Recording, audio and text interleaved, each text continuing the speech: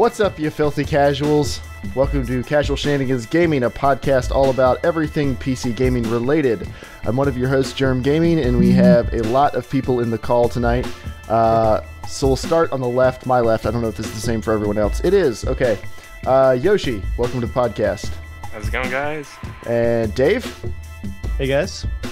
I was going to try to come up with some Irish joke, but I don't have one off the top of my head, so welcome back, Scanner Barkley. Hello. The only Irish person I know. Yay. Knowing you, Jeremiah, it just would have been a Scottish joke. What's the difference? Okay, and Joel. Joel, welcome to the podcast. Sup, bitches? Why?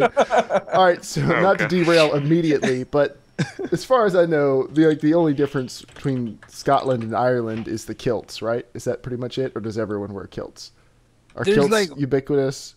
There's mild cultural differences, but we can wear kilts if we really want to, because back in the Brehon Law days we used to all wear kilts and have gay marriage and divorce and shit. We could do whatever the fuck we wanted, basically. And then the Catholic Church showed up and fucked it all up, so...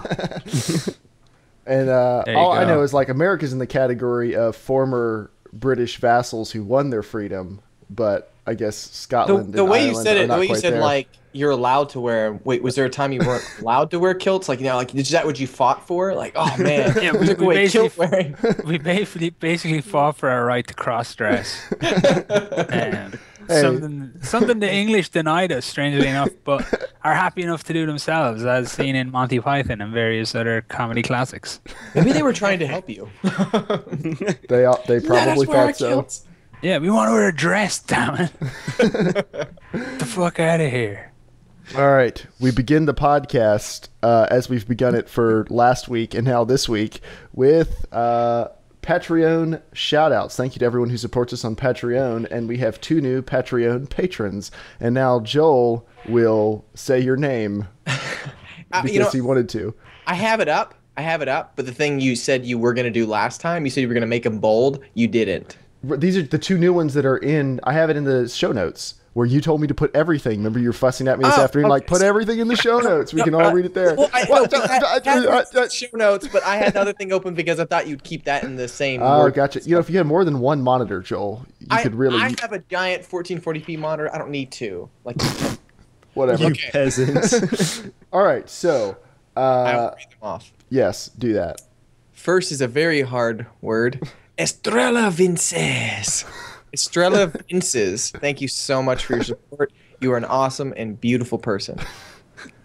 And just Jake. Thank you, Jake, for not having a last name. You're like a movie character. Jake. Movie characters have names. You're a director, Joel. No, in movies, you don't hear a lot of last names all the time. It's just Jake. Sure. Just Jake or Josh or John or... It's true, yeah. Now we know how deep that script went for Joel's movie. You have no idea. Actually, we don't need surnames, though. Does Norman have a last name? I don't remember hearing a last name. Yeah, you don't hear it, but he has a last name. Okay. Well, as long as the character has one, so he has that with him. You want to hear sophisticated... You want to know what his sophisticated... Is it Cornelius, Joel? Is it Cornelius? His last name is Brandt. Brandt? Norman Brandt. Hey, that's not too bad. You should have hidden the name somewhere in the movie. It should have been this big thing when the movie's huge. It actually is hidden. Yeah, they don't ever say it. You can see it, though. I've never heard it. There's a power bill on the table. I've seen an early cut of the movie, and I haven't heard his name. No, it's it's written down on words. You don't ever hear it. I gotcha. Okay. All right, well, news. We have news this week. Joel, are you doing time codes? I am, yep. Okay. Now, this first news item, I'm guessing is a Joel news item because I have no idea what this is about. Something about the PS4 and the Naughty Dog team. Joel, what's going on with that? Yeah, what's going on in the world of consoles this week? This is actually really cool. So I'm sure it is. It's rumored. If you guys ever freaking cared about consoles, if you had one, it's pretty cool. Okay. I have all of them, Joel. No. We've been over this. I feel you, Joel. I feel you. No, this is cool if you... this is exactly the same kind of thing that happens in video cards. It's when, a major NVIDIA update comes out and really boosts the power of your NVIDIA card, right? Mm-hmm. So, anyways, there's a rumor that the Naughty Dog team, there's a group within Naughty Dog's development team called ICE. And what they are is they just work on tooling the engine and all that kind of stuff. I think I'm guessing that they work on the engine that is that Naughty Dog uses for Last of Us and all that games. So there's a rumor that we're going to see the next Uncharted 4 at this E3. And what they've been working on through some articles and the interviews is they said that what ICE Team is working on is being able to unlock very, very deep, low-level code to boost the PS4. And this is something that the PCs can't do because no developer ever uses it because there's so many different PCs and so many CPUs and stuff. But they're enabling like such low-level CPU code, and that's what the PS4 kind of planned on. So that once they get better, they wanted to have room to grow with graphics, so they allowed to have extremely low-level like GPU and CPU like coding. That because it's very specific to a particular CPU, they can do that, so they can boost some more power on it. So apparently they said it's just going to blow. They're going to blow the Xbox One out of the water soon. So it'll blow out the Xbox One copy of The Last of Us. Like it just the Naughty Dog is going to allow it for rest of everything else. Like Sony, they're going to give it to Sony, and then they're going to allow it to do it for everyone else. So go out with different. Okay, well that would be cool. If they did that. That's just cool to see if someone someone doing something like that. So yeah, the ICE Team's full of a bunch of geniuses. You should have, if you had listened to anything that the creators of Naughty Dog had said in the past for how they did stuff for Jak and Daxter on the PS2, it was unheard of for what they have done to certain specific parts of those games to make it possible. It's just like, the amazing thing that they can do on this, because like Watch Dogs is coming out on PS3 and Xbox 360, and the minimum specs for PC is, I think, 8 gigs of RAM or 6 gigs of RAM. That's what it is, 6 gigs of RAM.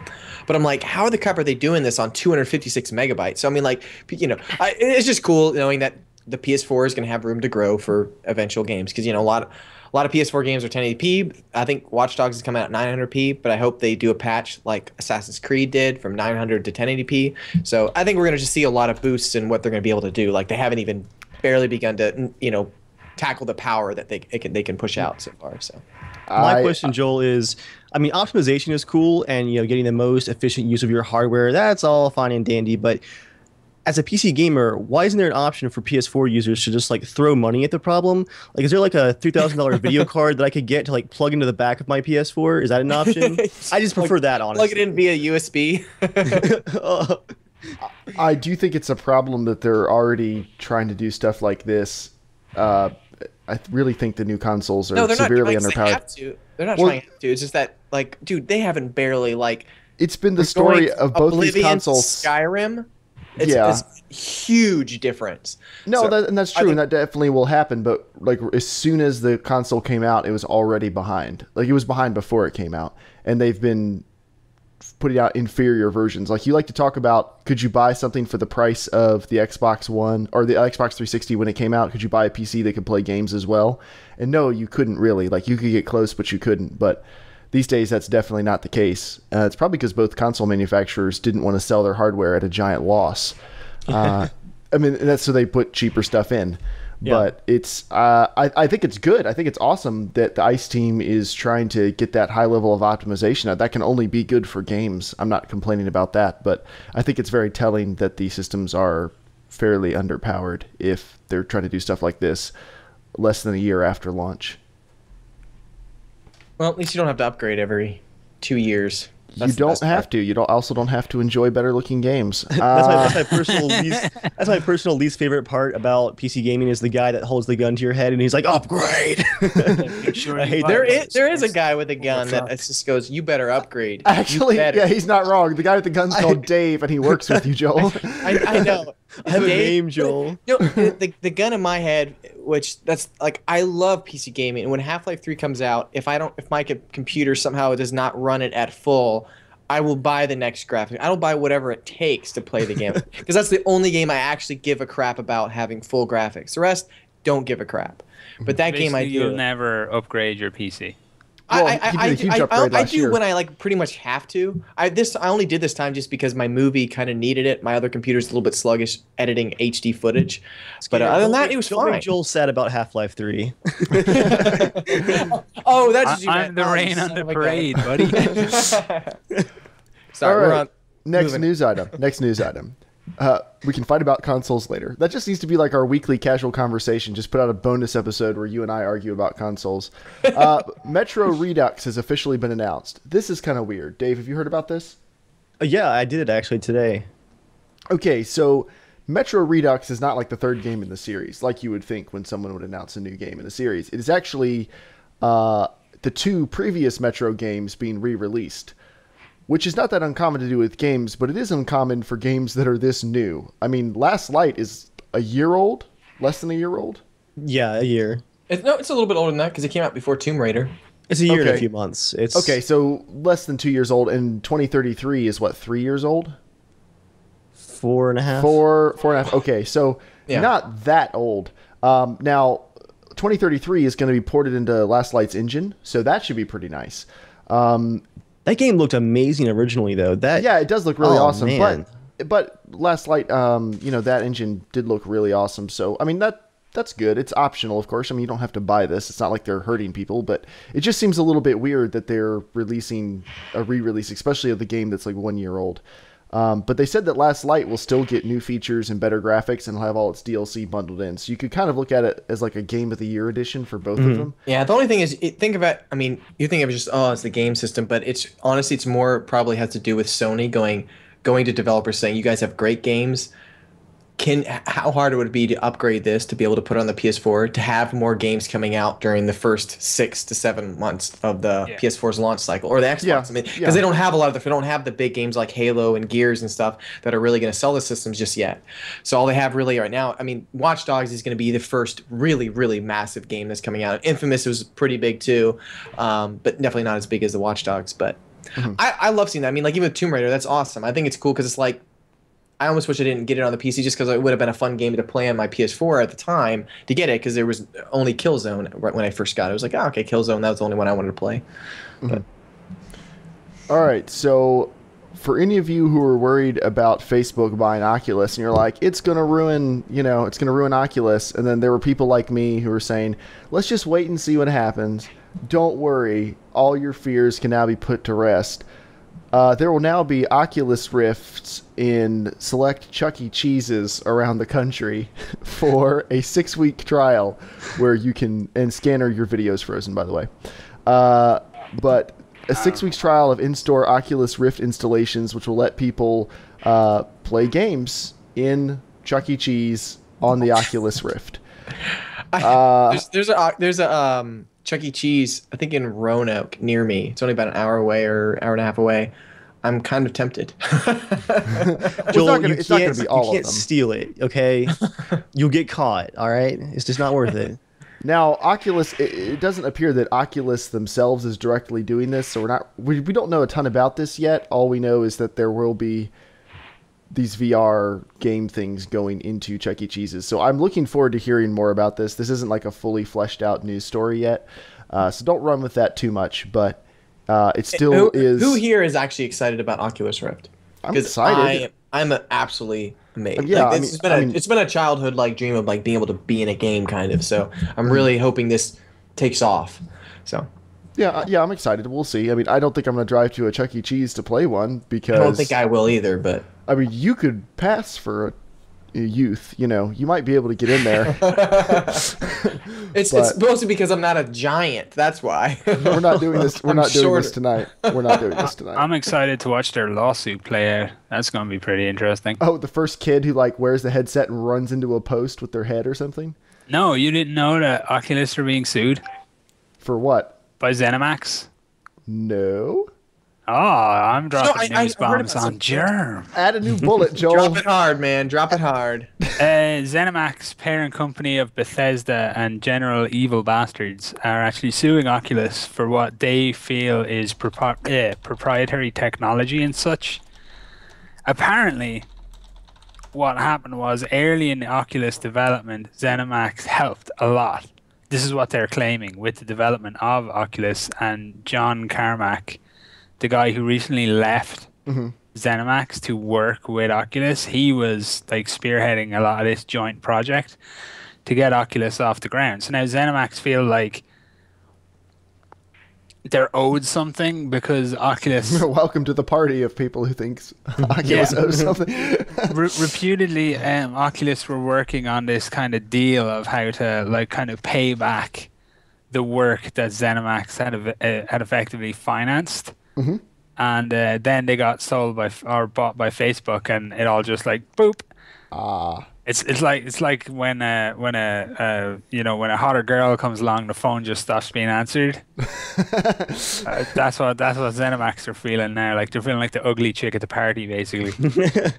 But that's what they're claiming anyway in their lawsuit. They had some very stern words for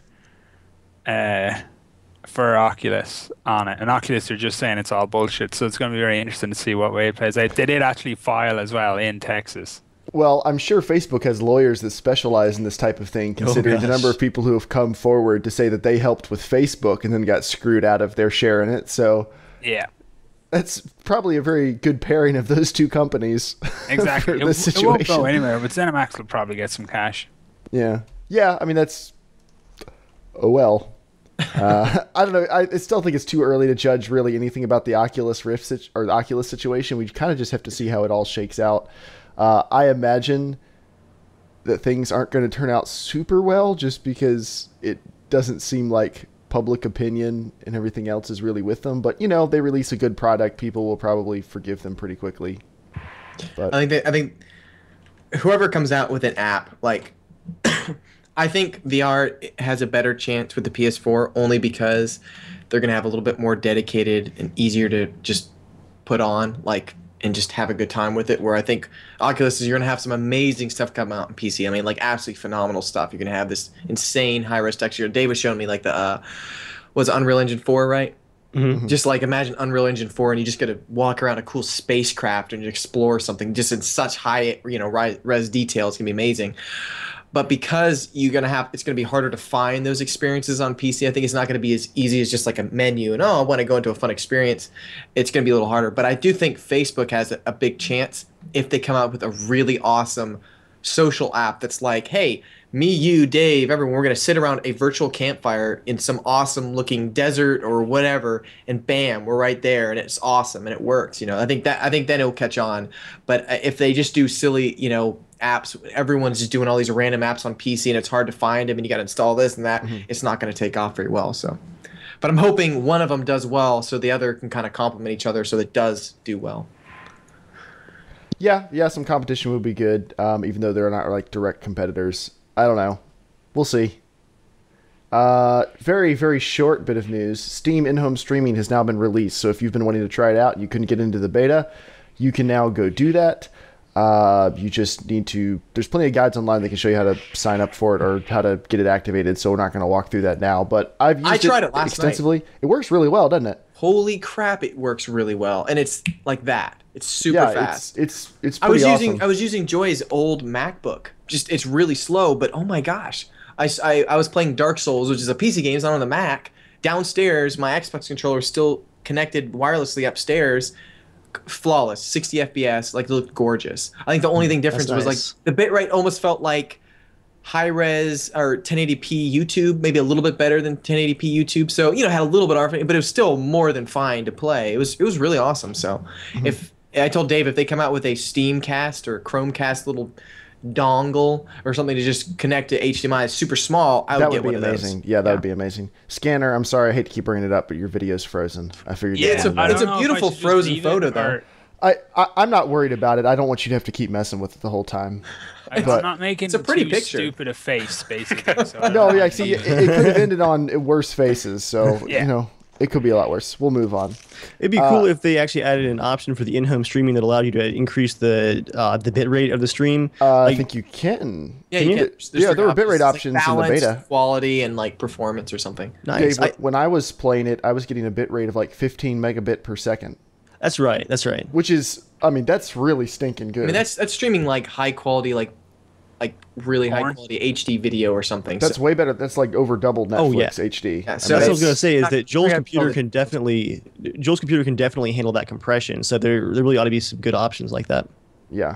It was good enough that I never noticed compression while I was playing. I only noticed it when I was watching it back later.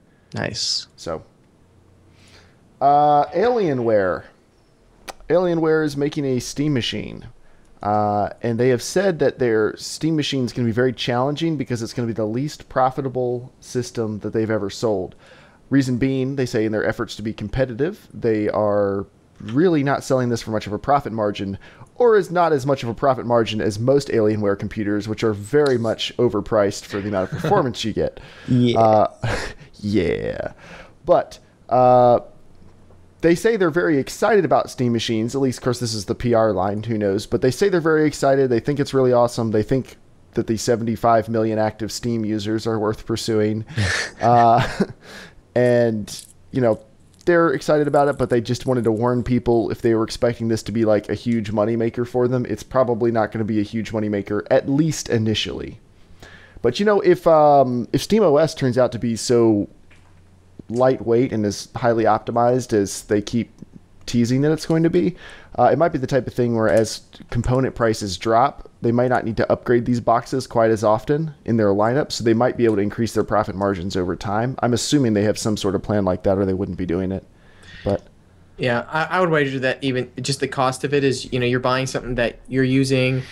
It's not that expensive. Yeah, you have 750 million Steam users, but it's also the Wild West. And the people that use Steam are people that are enthusiasts like us most of the time. People who are Steam users, game users, generally know more about computers. Why am I going to buy a lower quality computer? I might as well get a PS4 that's backed up by a big company like Sony, where the computer itself is not backed up by anybody but freaking Microsoft. And that's it. You know what I mean? You're not going to have nice quality updates. It's just gonna be. Doesn't do anything different than just you going out and buying a computer, like a bare bones kit. Doesn't do anything different or anything better. That's the problem with Steam machines, is they don't do anything better than you just picking a random computer online. That's it. Or just buying a mini computer you can buy on Newegg anywhere. Oh, to be the first guy who puts a picture of his Steam machine on the Master Race subreddit. He's gonna get wrecked. There may actually be a very small demographic of people that might have like hopped onto Steam for some of those like $250 like Christmas sale games and stuff like that. They've got some platformers, maybe a couple older shooters, and maybe they can't even play them, but they're like, man, this is like 20 games for $10. I'll pick these up from Slick Deals or whatnot. I mean, I would feel good about it just recommending them as pre-built machines when people ask for recommendations, because most pre-built machines that are under $1,000 make big compromises. Mm-hmm. And these Steam machines looked like they're slightly better deals and they're slightly less crappy.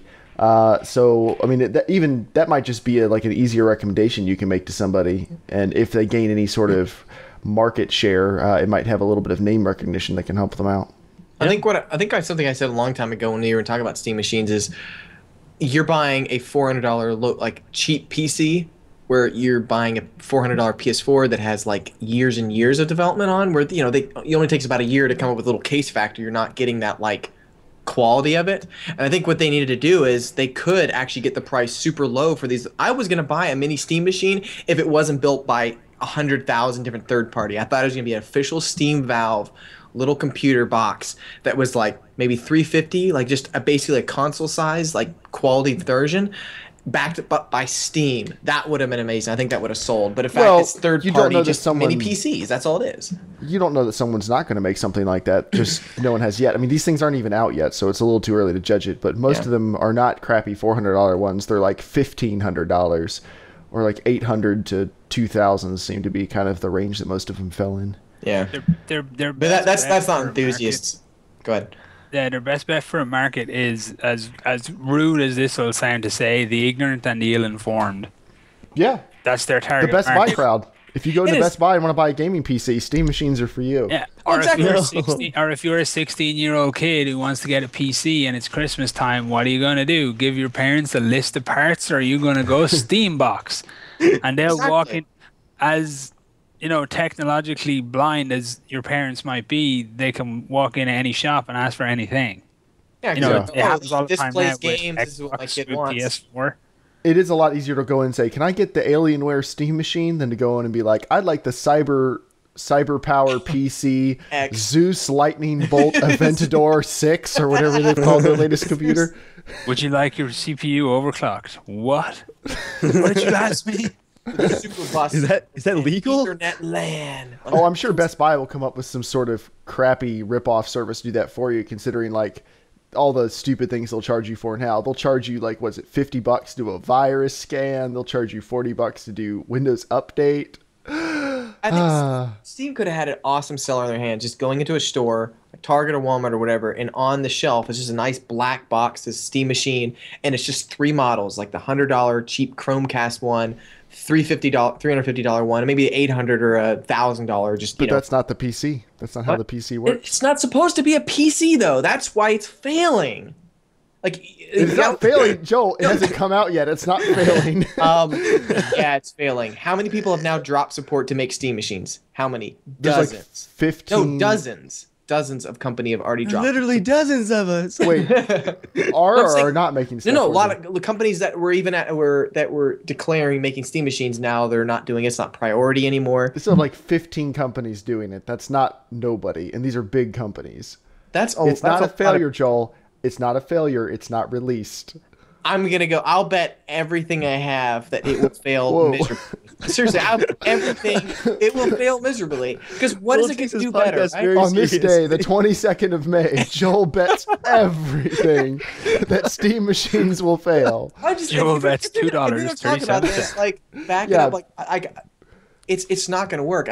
They're not marketing it towards anybody. Oh, I don't think it's going to work either. I'm not betting everything I have though. I'm just saying, like, just a year from now, it's not gonna. It'll be gone. I think SteamOS might be something they might still consider, but unless they decide to go, hey, we need to market this towards somebody. Because if I was going to recommend a PC to someone, I'm not going to be like, oh, hey, you're going to need the motherboard, blah blah. Someone who really just wants to get into it, who's never had one before, dude, buy a Steam machine. And if they like that, they might possibly want to actually get a PC and do it themselves. But this, they don't have to install the crap themselves, but they can still have a PC. Valve are just being super fucking smart the way they're always super fucking smart. They're letting somebody else do the work and take the risk and make all the effort. And then at the end of the day, Valve will sit there with all their little billions of brainwashed sheeples on the internet going, Gaben, we love you. And if it works, they'll be like, yeah, we're geniuses. And if it fails, they'll be like, meh, we'll move on. That's it. That's Valve. That's how they operate. They didn't become this successful by accident. That is kind of their model. I mean, let somebody else love them or hate them. Love them or hate them. They know how to win. All I know is, Joel, if the machines actually succeed, your Norman backup hard drives have a date with a pound of tannerite. You bet everything. All right. Watch that. So, next news story. YouTube has had live streaming for years, whether or not you knew this. It's kind of hard to set up, and it's YouTube, which, YouTube being the biggest, or I don't know, the most standout kid in the schoolyard gets picked on the most. They are simultaneously one of the best things to happen to videos on the internet and the worst at the same time. But they've had live streaming for years, and people haven't really used it much for gaming. I've seen people use it maybe a half dozen times to stream games. But they are looking to change this by possibly buying Twitch. Now, it's very important, the possible part. Talks are in an early stage. A deal is not imminent. They were very clear about that. Of course, the internet blew up and went crazy about how YouTube is buying Twitch. It's a done deal. It's going to happen. They're buying them for $1 billion. That's absolutely not a done deal. Although I'm guessing when YouTube comes knocking on your door with $1 billion, it's a very likely that this is going to happen. You have my attention. But it's not a done deal. Now, I'm sure they want to buy Twitch because their live streaming hasn't really gone many places for games, but Twitch is integrated into Origin, Uplay, and both next-gen consoles. So Twitch kind of has the market share. Twitch is kind of seen as the cool, hip video streaming service to a lot of gamers. People like Twitch. I've heard of Ustream and stuff. I've seen before. They both seem like the exact same kind of thing. Yeah, pretty much. Just Twitch is game dedicated. Yeah. Oh, okay. Oh, I didn't actually even know that. Okay, so that's used for a lot more different type of things, or all. Yeah, sorts Twitch of things. is pretty much all about games. It's easy to find people streaming games. It's it's just laid out really well for games. Oh, okay. It's not the smoothest running service, as you guys who watch this on Twitch know. We have our fair amount of technical problems, but overall, it's a pretty good service. So what do you guys think about YouTube possibly buying Twitch? Does this concern you? No. No? Why does it not concern you?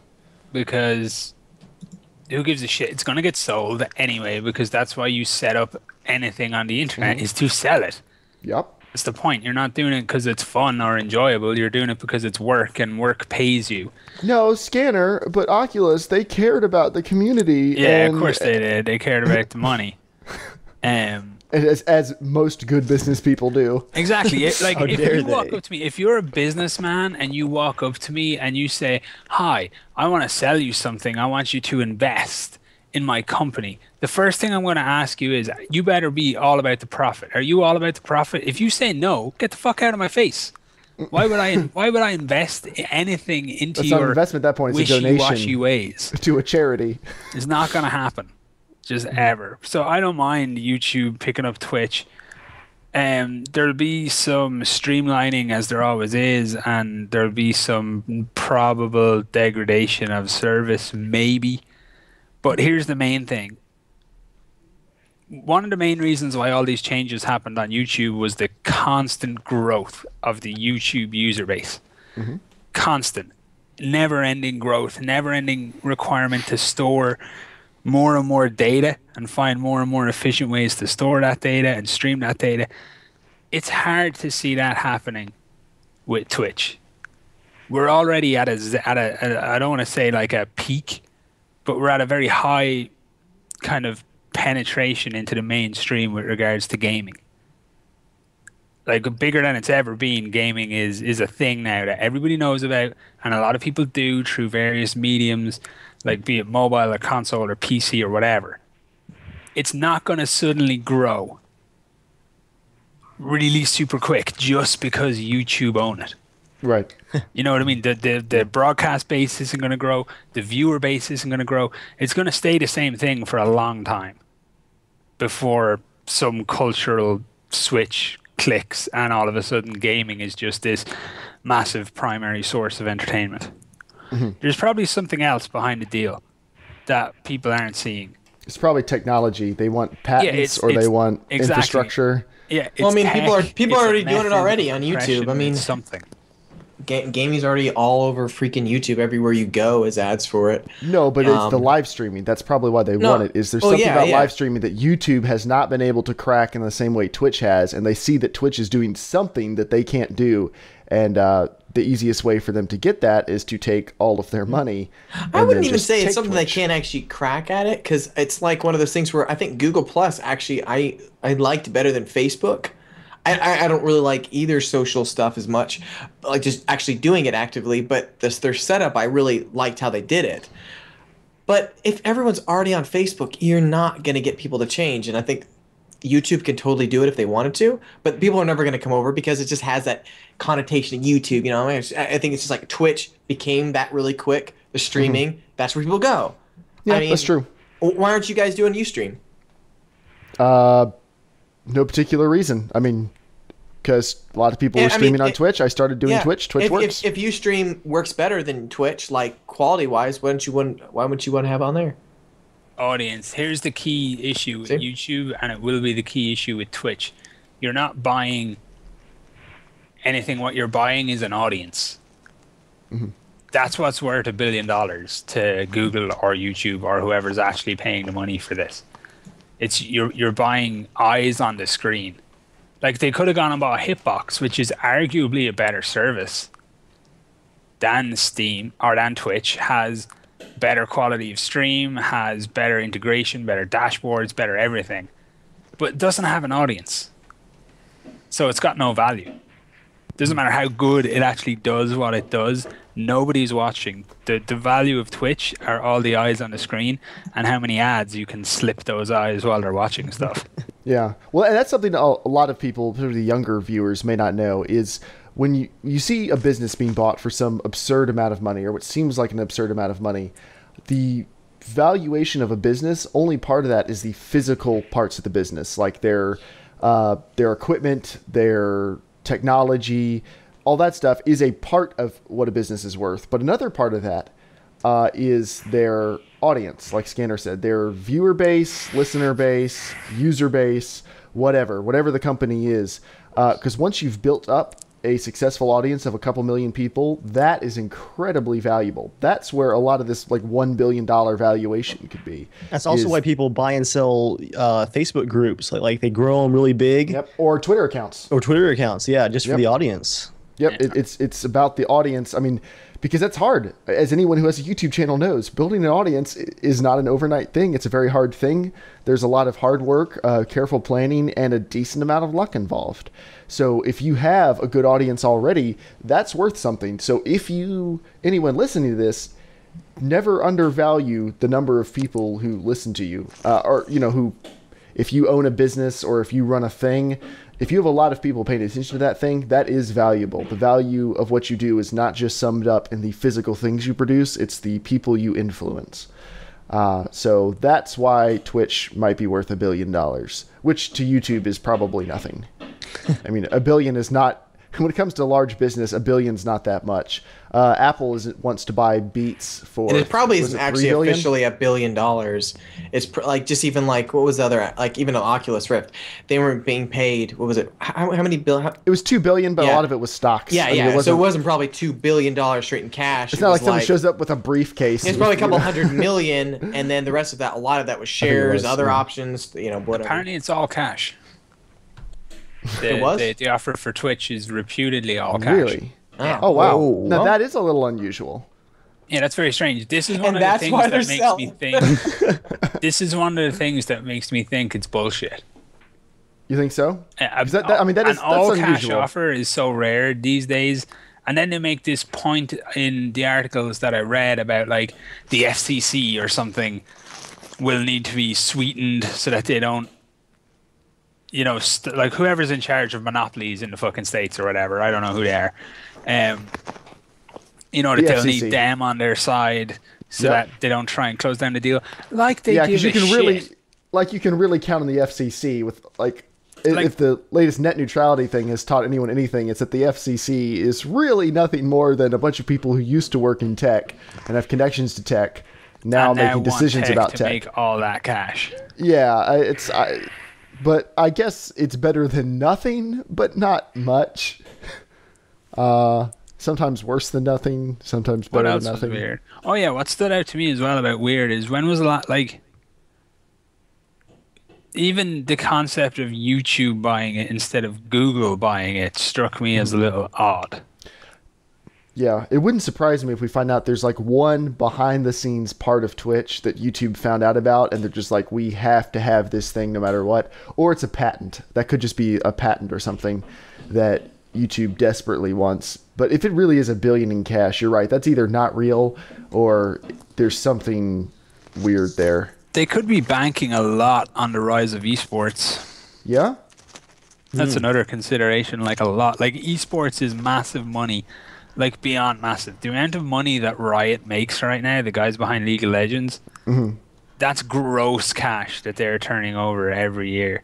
And it's only going to get bigger with esports. And then you've got COD cracking the X Games and stuff like that with MLG. There's a lot of push right now in the esports scene, and that's going to become very valuable. Esports audience have done nothing but grow, and will continue to grow. So maybe they're banking on that as well. Who knows? Yeah, and another important thing to keep in mind is when you have as much money as Google, $1 billion isn't that big of a deal. Like, it's not like they're betting the farm on Twitch. I don't know what the equivalent would be, but it might be the equivalent of me like saying, ooh, I want to pay $1,000 for this piece of technology that'll make my business much better. Like, I'm not gambling everything I have. It's a big chunk of money, but if I lost it all, I'm not going to be homeless on the street. So rest assured that no matter what happens, Google or YouTube is not going to go under because of this Twitch deal. How ironic if Google lost all their money and they did end up homeless on the street, and then there was a little photo of them asleep on Google Street View. It's kind of weird to think about. Like, what if Google started losing money? Would they pare back down to just having search and maps or something? Like, what would they jettison in their effort to stay afloat? Man, I have no idea. It'd be so hard to see a world without Google. Or was it? I don't know if you guys heard. I think there's some rumors about Mac. They've been working on I think a Google type program or a Google type browser or just a search engine. Sorry. I don't have huge hopes in it because they've never really been amazing at that kind of stuff. Usually at their hardware and just regular software stuff. But it just out of a crazy thing. Like, what if it was like literally something absolutely incredible? Like they've been working on for the last. Apparently, they've been working on it since Steve Jobs, before Steve Jobs died. And there's a video. There's a rumor is that he has a video of him actually talking about it that they might even show whenever it ever comes out. So, but Oh wow, the Appleites will freak their shit. but like Steve Jobs speaking to them from beyond the grave, they'll fucking lose it. They'll go out and buy a second iPad just to fucking show their support. We still love you. Yeah. I know you're not really dead. You're like Elvis. I heard Steve Jobs and Elvis are working on a killer app. It's called Death. I still want to see a comeback from like Netscape, like out of nowhere, like Netscape just comes back. You understand that's Internet Explorer, right? Netscape, really? Yeah, Netscape Navigator turned into Internet Explorer. Unless I'm totally wrong, someone back me up on this. What's the other one? What's the other one? The little dog. It was a long. The little dog. There was a little. Yeah, there was If you want to get obscure, Was it Wasn't it like Was it Lycos? Lycos? Was it Lycos? I have no idea. Oh, you youngins. I had Netscape. It What was- are you youngins? We had a computer in like '95. Joel, are you talking about like the search browser with the dog? Yeah, Lycos in a search engine and web portal established in 1994. Yeah, youngins. Youngins and very tall. Yeah, here we go. Just throw that in there. I just put it in the search. I can't look at Skype chat while the so podcast. I'll send it to everyone else. Okay. No, it would just be funny if like something like that came out of nowhere, like CompuServe come out of the grave like skeletons, like we back, sold our soul to the devils, and we're stronger than ever. I'm just imagining the news story now. America Online has bought Comcast. Whoa. Online, it just purchased Google. Did you guys ever hear about Google's on back at college? Did you ever have that? Google's on? You've never heard of freaking Google? Gosh, you are young. Well, because I haven't heard of the thing you've heard of. That makes me young. No. It's a big world, Joel. Google's on. What there was a viral video that went on back in college. I think it was like 2004. It was huge. I wasn't in college in 2004. I know. Joel. You were just born. No. You guys have Be taller, look, Dave. Have you seen Google's on? I really feel like you have. I was taller than Joel is now in 2004. If that makes you feel better. Actually, I was taller than Joel is now in the year 2000. So Look, sit on that and search spin. up Google's on. This guy made this really creepy video about Google and Amazon kind of coming together, and it was all about like tracking you and everything. But what's crazy is like almost everything that they predicted has come true, and it's really creepy with the iPhone and just all the accelerometers and the GPS stuff. It was really creepy at the time. Okay, all right. I'm gonna give a synopsis here. I looked it up. It's called Epic 2014. It's a Flash movie, which lets you know how old it is. Released in November 2004 by Robin Sloan and Matt Thompson. Original music by Aaron McLaren. That's not really relevant. I'm just reading Wikipedia. It was a presentation they gave at the Poynter Institute. It's a 8-minute long thing, and in the plot, it consists of real life events going from 1989 through 2004. Joel, did your screen freeze? It did. Okay, so we just have Dave and Yoshi with screens that aren't frozen. I think Joel might So have. it I'll has take real the events. opportunity to restart my camera. Oh, he's gone. I'll definitely take the opportunity to restart my camera. All right, so it's real life events going from 1989 to 2004, and then it goes hypothetical events through 2014. So the real events are in 89, the World Wide Web is invented. In 1994, Amazon.com is launched. 1998, Google comes out. 1999, Blogger is founded. Google News comes out. 2002, Friendster is released. 2003, Google buys Blogger. In 2004, Gmail comes out, or Gmail gets more popular. Hotmail comes out. Picasa is released. Keyhole, now Google Earth, comes out. So that's all stuff that really happened. And now the theoretical stuff that they said was in 2005, Microsoft would buy Friendster in response to Google's action. Apple Computer comes out with the Wi-Fi pod, which allows users to send and receive messages on the go. Google unveils the Google Grid, a universal platform offering an unlimited amount of space and bandwidth that can be used to store anything. Let's see. All right, so this is what Joel's talking about. 2008, Google and Amazon merged to form GoogleZon. Google supplies Google Grid, Amazon supplies their personalized recommendations. GoogleZon is a system that automatically searches all content sources and splices together stories to cater to the interests of an individual user. And it goes on from there, and et cetera, et cetera. But anyway, that's what Joel's talking about. Yeah, I actually know why I haven't seen it is because it came out in 2004, and that was 2 years before I finally got off of dial-up. I didn't get high speed until I went to college. Yeah. My parents are still on wireless internet. Supposedly, they're getting cable internet within the next 3 weeks. Finally. My camera America. froze again in a less than flattering pose. Why do you have to keep touching your face, Scanner? If you'd stop touching your face, you wouldn't still look weird in all the pictures. I don't know. It's like my face is grooming. beautiful. I just want to touch it. It's like Braille to me. I like to know I'm still gorgeous. All right, I'm going to try this again. Fuck. No. I don't know what's wrong with my camera today. All right, we'll wait for Scanner's camera to come back. Then we'll move on to the next news story. Dave, can you try to contact Joel and see what's going on? I'll give him a few minutes to troubleshoot, and then I'll get a hold of him. He's been attacked by the ghost of Lycos. It Say her name knows. 3 times, they'll eat your flesh. Okay, so next news story. Microsoft has announced the Surface Pro 3. It is now a 12-inch tablet. It has a 2160 by 1440 res screen. It has a thinner processor. It's 9.1 millimeters thick, which is pretty much iPad thickness, if you're curious. And it's 800 grams, which for Americans is a pound? It's under a kilo. Wait, yeah, under a kilogram. It's in around 1.5 pounds, 1.62. Nope, that's too heavy. Damn. I'm not sold. So it has a new kickstand, yada, yada, yada. I'm not going to run over that. We're on a tablet podcast. The main part of it is that it has real PC performance in a small form factor that you can actually plug into other monitors and keyboards and stuff like that. So it is $800 for an i3 with 4 gigs of memory and a 64 gig solid state hard drive, $1,000 for an i5, 228 gigs of storage, etc., etc. Welcome back, Joel. Freaking Comcast. And then anyway, it goes up to the top end model is an i7 with 512 gigs of space, which is $1,900. If you want a $1,900 tablet, Microsoft will sell you one. All right, Dave, next news story. DayZ finally released a patch. Now, patch. it took this long because they just haven't been doing anything, right? They've just been sitting on their butts the whole time. Well, it took a long time to count that 2 million sales worth of cash. I mean, that's a lot of trucks rolling up to Bohemia.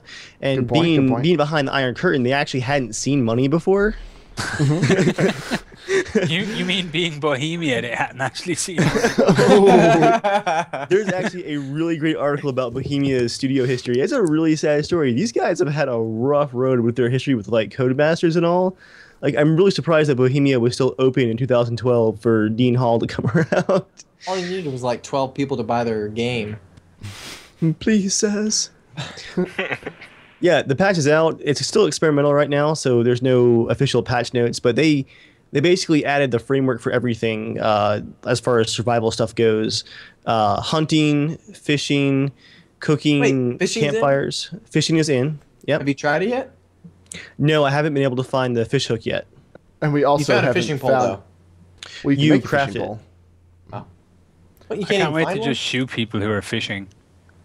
Actually, the first guy who posted a screenshot, it's funny you should say that, Scanner, of a fishing pole. He's like, yeah, I shot this guy with my new AK, and he had a fishing pole on him. He's like, I kind of feel like a jerk now.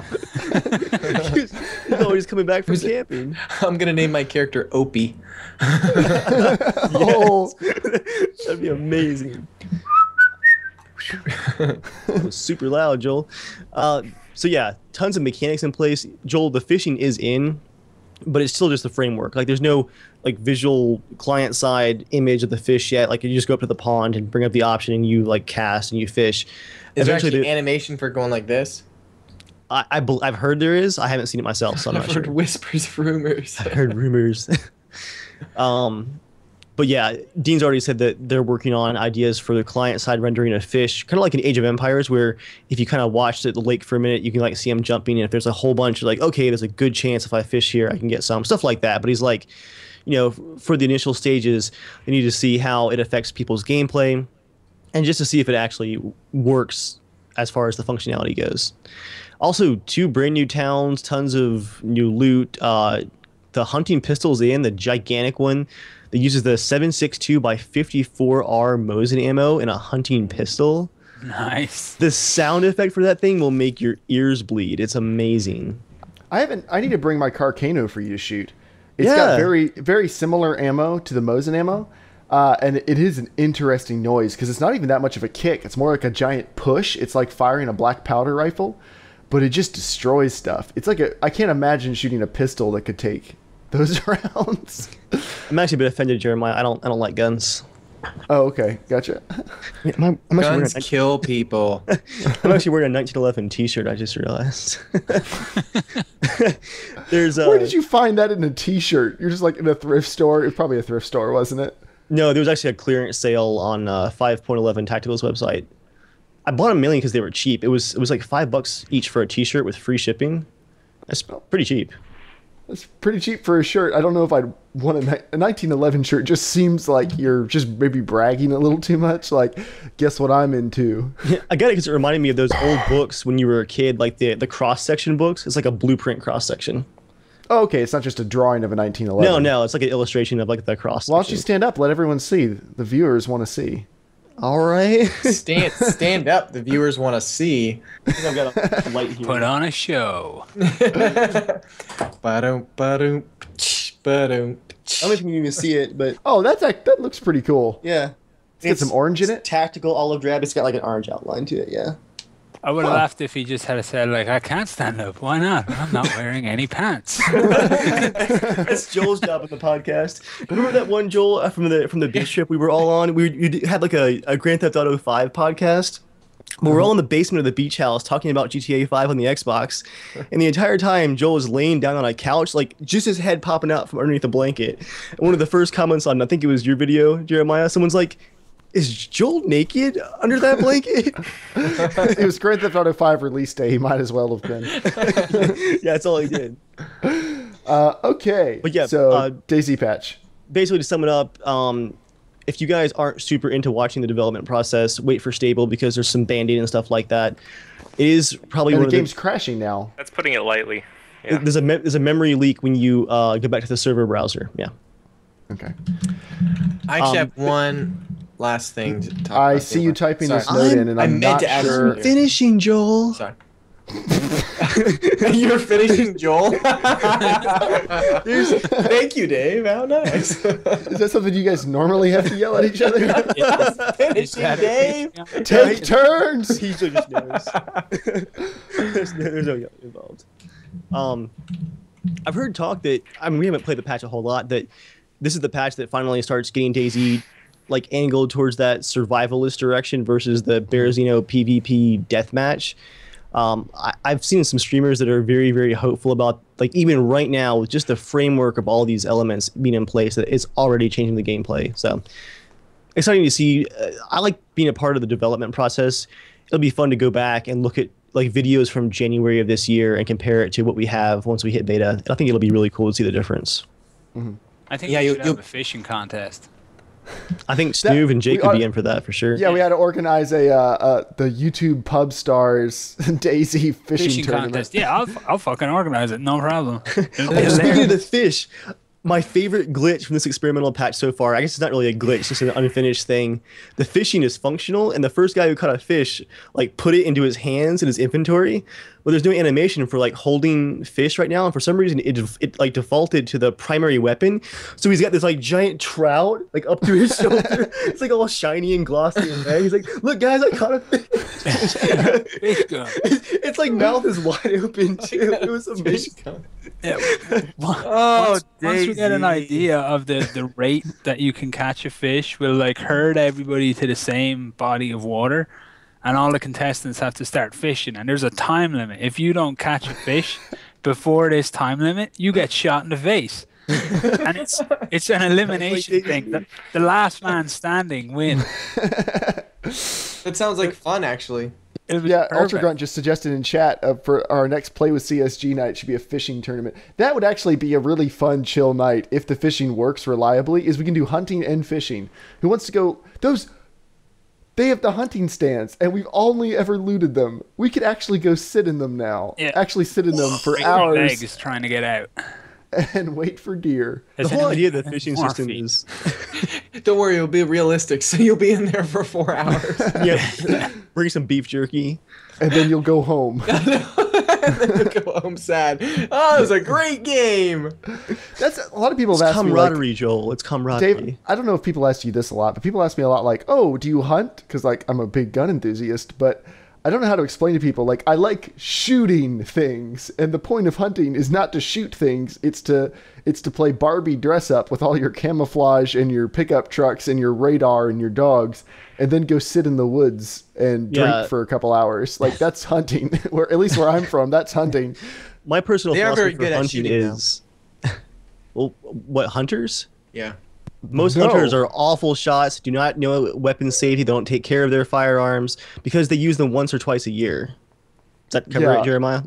Yeah, pretty much, yeah. That's the exact opposite of the truth, Joel. Hunters are terrible firearm owners in most cases. Really? A buddy How of come? mine once described his love of hunting as being necessary to get both him and his gun out of the house so he didn't shoot his wife. Oh my God. My thing with hunting is if I ever hunted, I would feel like I'd have to like eat all of whatever I shot. I'm not a huge fan of venison, and it's just me and my wife. We're only 2 people. Like, my Just make sure freezer's you not- shoot the Bambi, not the mother. Then that's I know, so horrible. Oh, so horrible. but It is softer. Happy Meal size. The meat. yeah. I'd be that guy that'd be like, yeah, I just shot a whole bunch of this. I'm like, I don't know how to cook this thing. So I'm like, well, enjoy it, Woods. Just a bunch of dead animals everywhere. Enjoy. All right, Mother Nature, I'm giving this one back. Circle of life. No, Nature. when I was Hold on. Were you telling the I was hunting gonna say, story, or were you about to move on? when I was in Texas filming this commercial, I think it was like prairie dogs or something like. I don't think it was actually prairie dogs. It might have been something else. But apparently, there's so many of them. There's companies Boars. that they. What was it? It's boars. Well, that's one of Wild them. It was something else. There's another kind of thing. It was almost like little rabbits, like things. Yeah, you told me that one. But yeah, they actually have these crews that fly down in helicopters, land down on the ground. They just murder them all because there's so many, and it like literally is terrible for where they are because they're spawning everywhere. The boars in Texas right now are wiping out entire like farms of crops. So you can actually go to Texas and for like $800, you can spend the day flying around on a helicopter with an AR-15 shooting boar because the state of Texas wants you to kill as many as possible. America. Shooting animals from a helicopter. you know, he's got like a big This one hand is the shoot with greatest left hand. country in the world. I don't care what anyone says. There's actually a group of guys who have a YouTube channel. There's like 6 of them. They have the most insane night vision, like spec ops gear, like the kind of night vision and infrared vision that you would use like in Afghanistan. And farmers in Texas hire them to spend the entire like week camping on their farms, roving around and killing the wild hogs at night. Like they encircle like the feeding groups and then like ambush them with night vision to try to kill as many as possible before they all split. Like the problem is so bad in Texas. How many times have they shot each other in the crossfire? It's just, it's what insurance You is stand for. on the left side, and I'll stand on the right side.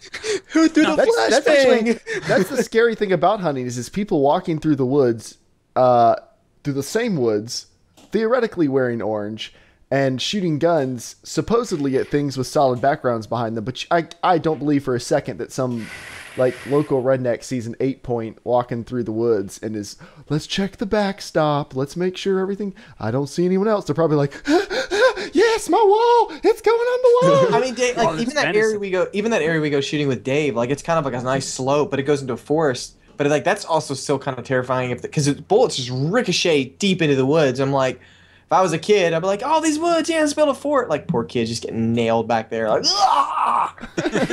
all right, so if this sums up how weird. If this sums up how weird people are about hunting, at least in my area, is at the last job I had, I was just sitting in my office one day. Most everyone else was out at lunch, and my coworker comes tearing back into the building, runs to my office. It's pouring rain outside, by the way. And he's like, do you have your gun with you? And I do. I carry it into work, keep it in my desk. I'm allowed to. Everything's cool with that. I don't publicize that I have it, but he knows. He's like, do you have your gun on you? I said, yes, I have it. That's never a good question to be asked, by the way. Like, if someone runs up to you and it's well, like, exactly. do you have your gun? You're like, oh, crap, it's going to be one of those days. Like, that happens all the time. But he's like, do you have your gun? I said, yes, what happened? He said, okay, not a half mile from here. He said, I was driving, a lady 2 cars in front of me, hit a deer. He's down in the road. He's a goner. He's definitely a goner. And this guy's hunted before, so I'm assuming he knows, I guess. He's like, he's a goner. I don't have a gun with me. I have my pickup. We have to go. I need you to shoot it so we can throw it in the back of the truck so I can get it home. And I was like, right now? He's like, yes. So his plan, just to recap briefly, was this is the main road of the county, by the way. He wants to drive up, stop in the middle of the road, have me hop out, cap this deer in the middle of the day, throw it in the truck, like a mafia and drive execution. off. In the rain, too? Yeah, that's not the most ridiculous part. The most ridiculous part is the deer had already been picked up by someone else when we got there.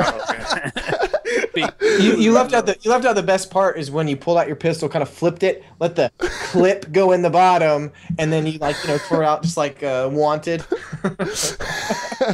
Doosh, doosh, doosh. That's funny. Hunting. All right, Joel.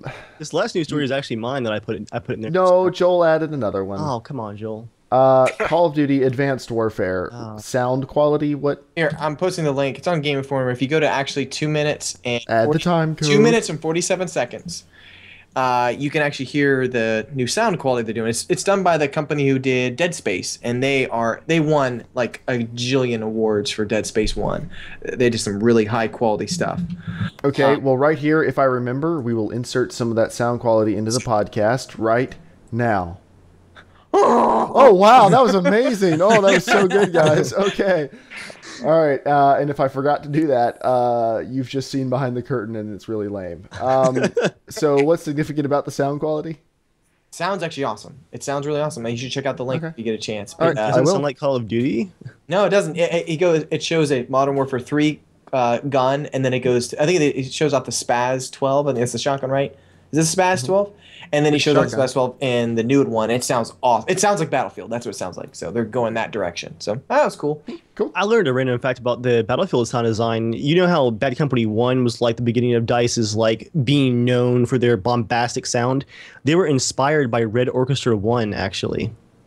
The sound design from that first game, because those mod creators, like, they love their realistic firearms, and they went out and recorded like multiple distances and angles and echoes, and the DICE sound guys heard that mod and then game and said, we want this for Battlefield. That's actually what got DICE started on like the sound kick. Random Which fact. peaked in Bad Company 2 and has been on a downward slope ever since. Oh. Okay, so Dave, this last news item has nothing to do with PC gaming. Why is it in here? It does, actually. This is going to kind of blow Joel's mind. Joel, you heard about these like standalone Star Wars movies that are going to be coming out? Dave, really? I've been following this since birth. I'm Joel, like that the was an biggest Star Wars nerd. That was an opportunity for you to just announce it for our viewers. Like, yeah, I've heard about this, and this. Yeah. Go. Star Wars. So they're planning on making spin-off films in between the Star Wars episodes. So 7, 8, 9. But in between those, they're supposed to do kind of like what Marvel's been doing with the Avengers movies, and then a side movie, then the Avengers movie. But Gareth Edwards has just officially been chosen as director, and he just directed Godzilla, and he did a fantastic job. And that's cool. So I don't know we don't know what movie he's going to be doing. I'm curious if Star Wars is going to do the Marvel tease at the end of the movie, or the movie's going to end, and at the end of Episode 7, it's going to be a desert shot, and Boba Fett comes crawling out, and it's like, oh, I'm back, and shoots like at the camera or something, and then you go, oh, the next one's going to be a Boba Fett film. I'm curious to know what they're going to do, or if it's just going to be like just wait until 2016 to find out what the story is going to be about, or if they're all going to kind of tie in together. So that's all. It's cool. Star Wars news. Thank you, nerd. Time code. I'm not seeing time codes popping up in my Google Doc I was here. talking. Yeah, this is No Star excuse. Wars, Jeremiah. This is Joel's area here, and our tie-in for PC gaming. Do you guys recognize the author of the screenplay for the first standalone film right there, Gary Whitta? Yeah. Gary Whitta's writing The longtime first... editor of PC Gamer, former editor of PC Gamer, is writing the entire screenplay for the first standalone Star Wars film. Like how He wrote the Book of Eli. Yeah, I did not know that. He also, I think he helped it with I thought I heard the Walking Dead video game, the one. Yeah, I think he did. And when He I did. initially saw it, I was like, "The Walking? Oh, you mean that crappy FPS one?" I was like, "Oh, that one. I forgot it." I was like, "Wait a second, that's not a story one." So what you're saying, it's Jeremy, Telltale is that the one, I Book of Eli is this guy's fault.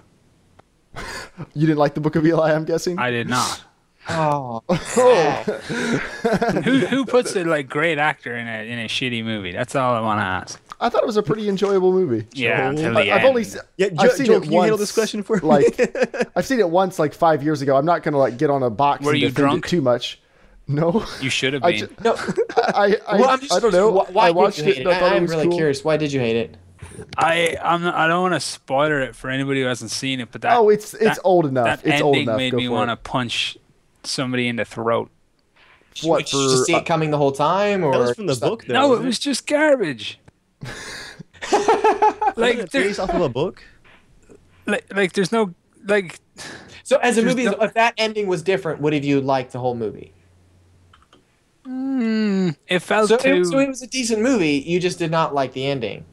So that's a little bit different Yeah. than complete hating the whole movie. It was an okay movie, but it was the ending that was just like, why? Why would you do this? Why was this even remotely necessary? Who felt this was a good idea? How am I supposed to watch this Gary and Whitta, not apparently. just realize, oh wait, look, Uncanny Valley, I'm watching a shitty ending movie. It was annoying. Like it irked me. I don't know if I want to show you Norman Scanner. Hey, look, have you ever seen Primer? Yes, No. I have. Okay, as far as I'm concerned, Primer is one of the best examples of what genuine ability to write a script does when there's no budget to actually make a movie. Oh yeah, it's phenomenal. Because those guys had no budget, but they had one of the best scripts I've ever seen. That's what I've heard. Like this script is everything. There's one line in that movie that's so fucking smart. I actually got jealous when I first watched the movie and I realized that somebody else had written this and I never would. I got terribly jealous. I need to put that on my short list then. I've heard about Primer numerous times. I've just never gotten around to watching it. Yeah, Might I be on love a Netflix, good sure. script. Like that's Yeah, a good script makes a huge difference. There are way too many high budget movies with just with crappy terrible writing. scripts are you know when something has been produced, like it's got a director, but you know when that director was feeling pressure for certain elements and certain expositions and things like that. Yeah. Well, have you seen Captain Phillips? No. The first decent movie, but the first 10 minutes of that movie has some of the worst writing I've ever seen in a big budget movie. Like it pulled me completely out of the movie and it was cringy. It was Tom Hanks, which made it even worse. Was like a legitimately good actor was saying some of just the worst lines. And then the movie kind of evened out and was more normal. So I'm not really sure. Have you and seen it was Under actually, the it was good by Dome? the end. No. Okay, the guy from Breaking Bad, what was it, the uncle, right? Or no, what's his name? Yeah, I can't think of Hank. There we go, Hank. Okay. He's in Under the Dome. I love the book. It's a Stephen King book. I'm like, dude, this guy is the worst crappy actor I've ever seen. Like, he's awful in it. Like, absolutely awful. I couldn't even watch after 2 episodes. But I'm like, dude, like, it really comes down to writing. Like, if you don't have good, like, no matter how good you can act, you can't say crappy lines. Maybe Robert Downey Jr. could pull it off. But I think he's the no one only knew one on Matthew the planet. McConaughey.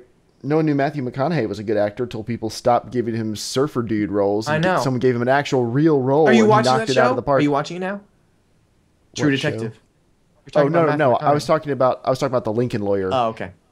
Never mind the Lincoln Lawyer. Watch True Detective or Dallas Buyers Club, or even go back to Time to Kill, when the man could clearly act like incredibly well, and then for some reason just didn't, and that reason was money, because you make a lot of money doing bad movies. You do. You know, rom-coms and stuff like this, and. Fortunately for him, not many people make the transition back. He did a bunch of stupid movies, and now he's firmly swung back over into serious actor territory, and people respect him again. All I can say is True Detective Season 3, one of the most intense scenes I've ever seen in any show. Episode 3? Sorry, Episode 3. The most intense scene, long shot, any movie, any TV show. Better than ever. the 1 minute ending in Breaking Bad? No, I mean that was that because it was the very end of a season, but like one section. No, 1 minute. 1 minute. It was a mid-episode or mid-season arc. You remember which one I'm talking about? When the two spoilers for Breaking Bad. When the two twins attack Hank in the parking lot. No. Sorry, Yoshi. Way. I can't. No. Way better than that. Way better than that. Really? Because that was like my high water moment. It's for because television. you just don't expect it, and it's just like something turns to badass, and the long shot, you're just like on the edge of your seat going, holy crap. Oh my gosh. Yeah, it's intense. Mark has corrected you in chat and says it's episode 4, and Mark is probably correct about this when it comes to television. Oh, yeah, it might be. And then for right. Breaking Bad, he's saying episode 7, season 3, and he's probably correct about that too. Yeah, it has to do with the neighborhood, and you're just like, holy freaking crap. All right, well, we should eventually. That's the news, believe it or not. Now the first hour of the podcast is out of the way. Let's talk about hunting again. Our main topic this evening, you may be wondering why we brought Scanner Barkley on tonight. Not just because he's a cool dude.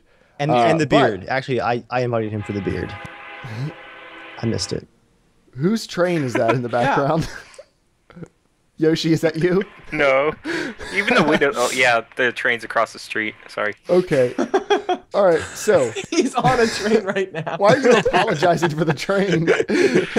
They come all the time at night, though, so it's more often this time. I didn't think you guys would be able to hear it. Surprise train. I'm like, oh gosh. You're using an Astro mic. We can hear everything that's going on. Including your distorted, over-peaking voice. Astros. The best that people can buy if they don't know what else is out there. Or if EA gives them to you. Worker. Main topic. We got okay, this. main topic. All right, we called Scanner Barkley in here tonight because he's actually... All right, we've been joking around a lot, but this is actually something serious and I think legitimately very interesting and something I'm very interested in and I think is really important. Scanner Barkley has started something called the Anxious Gamers, which is very important to him. I'm not going to say too much about it because Scanner, you'll probably do a much better job than I would, but share as little or as much as you want to. Kind of the floor is yours here. I hope I'm not putting you too much on the spot, but what is the Anxious Gamers? Why are you doing it? And why should people care? The Anxious Gamers is going to be like a community hub for people who play games and who just happen to suffer from things like anxiety and depression and agoraphobia and whatever falls into the too wide umbrella term of mental health issues. Mm-hmm. The reason I'm starting it up is because about 3 years ago, I started having like panic attacks and shit. And oh man. I initially just like wrote them off because I had one in a buddy's house and I just kind of wrote it off as being a weird fucking thing to happen. But I was fine, you know, the next day I was grand. And then after about a month I had another one. I'm like, oh look, that's 2. That's really weird. And then a couple of weeks later I had another one. I was like, oh, that's 3. That's kind of shit. And then I started having them daily and then I started having them twice and 3 times daily. And I wasn't able to work. Just my health deteriorated in a major way as the amount of like stress that you will be under when you're going through this is insane, and you eventually have enough like cortisol, which is a stress hormone, in your system to actually basically set off whatever like has ever been wrong with you or ever will be wrong with you will go wrong with you physically when you're going through this stuff, just from all the cortisol. You've got no immune system, you've got no anything on your side. You're going to get very, very sick. So I was in a shitty place. got super depressed.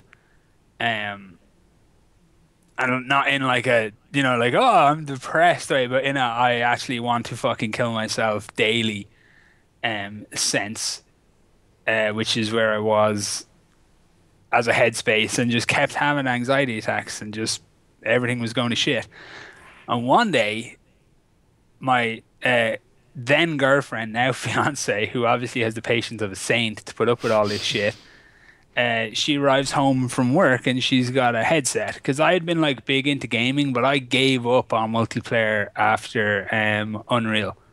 Like, I knew that what I had done in Unreal and where my skill set was, and the sheer fucking anger and heartache that that game had caused me, like falling out with people and stuff, because I really wanted to, like, you know, be the best at Unreal. I walked away from multiplayer gaming. I'm like, right, I can't do this. I'm too competitive. I get too obsessed. I hadn't multiplayer gamed since fucking Unreal back in my college days, so maybe a decade, maybe more. And she comes home with a headset, so I can like play games and I can talk to my buddy that I hadn't been able to talk to for a year, because I couldn't stand to have anybody around me or anybody look at me or anybody near me, let alone talk to me. I didn't speak to my family for a year, or anyone. The only person I spoke to for a year was my fiance, and then sometimes I'd go 2 or 3 days without being able to say a word to her. And she was just looking for anything that would connect me to people again. So she brings home a headset for my PS3, and I start playing with my buddy, and I don't say anything for days. I'm just sat at the other end of this line, just saying nothing, and like he's just chatting away as if I'm chatting to him, just acting completely normal. And we're playing what were we playing? Mass Effect 3 multiplayer, and then we started playing like Bad Company 2, because all his buddies were still deep into that, and I started to make friends, and I started to talk to people, and I started to come out of my shell, which was a pretty amazing thing. So it made me understand that there is a place and there is an importance for multiplayer gaming beyond the idea of simply entertaining ourselves. If you're struggling the way I was struggling, I didn't know what to say to people. Like, I had to set up simple ground rules when I first started talking to people. I needed them to know that I could get severely anxious and uncomfortable if groups got too big. And then the second you need to explain anything, you feel like an idiot. It's like, I can't even have a fucking conversation on the internet, and people are going to judge me and people are going to make fun of me, and you just end up saying nothing at all. So what I want to do is create a space where the assumption is that you want to talk, you want to be social, you want to hang out, you want to be in a good mood and all the rest of it, but you just might not be. And everybody will know that, and everybody will not fucking make your life difficult by asking you to explain shit. You can come into the TeamSpeak and you can sit there for a month saying nothing until you feel like you're capable of saying something. And the best thing is, you don't have to say anything important. You can sit there and you can go, Super Mario Brothers was the best game I ever played. And somebody in that TeamSpeak is going to go, fucking right it is, and this is why. And you're going to have a human conversation that makes you feel normal, even if it's only for 30 seconds. Because grasping that initial feeling of normality is the first step towards getting back to yourself. So that's why I want to set it up. I think it's got value to people who maybe right now they're sat there thinking that they're a little bit trapped and a little bit alone, and there's no reason in the world for them to actually think that. That's awesome, man. So that's the plan. Yeah, that's the sucky thing about depression. Like, depression lies. I forget who I heard say that the first time, but it's totally true. It makes you feel like, no one cares, you're all alone. And you understand that you shouldn't necessarily feel that way, but at the same time, you absolutely do feel it, and you can't make yourself feel different. And I think it's something that is still, of course, mental health is not something that's properly handled. I don't know about in Ireland, but in America, it still has a very negative stigma associated with it. Awful. And it's horrible. And the bad thing about it is, like, the general public doesn't seem to understand. You can become temporarily depressed because really bad stuff happens, and that's one thing. But long-lasting anxiety or depression stuff, it's chemical imbalances. It's things that are physically wrong with you, like a health problem that no one else would judge you for. Like people wouldn't judge you if you had an organ failing. Yeah. Because that, unless it's the result of something you did to yourself, people will judge you if you drink until your liver pickles, or you smoke until your lungs give out in your 30s or something. Like people can be a little judgmental for stuff like that. But if something just fails on you, people are very accepting of that. But mental health is really, it's in the similar vein, but people don't respect it or treat it in the same way, which is why you hear stupid, ignorant things like, "Oh, we'll snap out of it," or "You just need to be happier," or "Think yourself positive." Like it's not that easy. How about I kill you and that will make me happy? Let's do that. Okay, and then afterwards I'll just get off for being mentally ill. I'll just say I was temporarily insane. It'll be great. Yeah, it's all in my court. I think this is an awesome idea because also, video games are an escape for a lot of people, or online can be an escape for a lot of people because you don't physically have to go places, but you can experience a lot of new things that, like before the internet, the only way to experience things outside your house without leaving your house would be like the radio or books. I mean, it was a lot more limited as far as your immediate interaction with people, but with the internet, you have this amazing potential to connect with people all around the world. I mean, take this for example. There's a very good chance I would never meet you in real life, Scanner. Yeah. Just because of the fact that we live, halfway across the world from each other. Our paths would probably never cross. Unless I hit a deer while I was on my holidays or something. It's like, gone. But, because of something as cool as the internet, we have now been able to connect and talk to each other. And I think you're a real cool dude. And like stuff like that, it can be amazing for people who maybe don't feel comfortable going out and meeting a ton of people or sharing their life with other people or just being around people. I mean, I get that. It's a big deal. That's because you don't have friends, but that's just another story. Thanks for your input, Joel. Personally, I could live with anxiety and I could live with depression. This struggle is the end result of both of those is actually agoraphobia. Mm-hmm. And I'd say it's been over a year since I stepped foot outside property that I owned. Like, I own my house and I own my yard and that's it. That's where I go. I don't go anywhere else because I can't control anywhere else. And that's what kind of freaks me out. When you try and go outside, you're like, what if I have a panic attack? What if I just start randomly crying when I'm down in the shop for no fucking reason because anybody who's dealing with depression is going to understand that.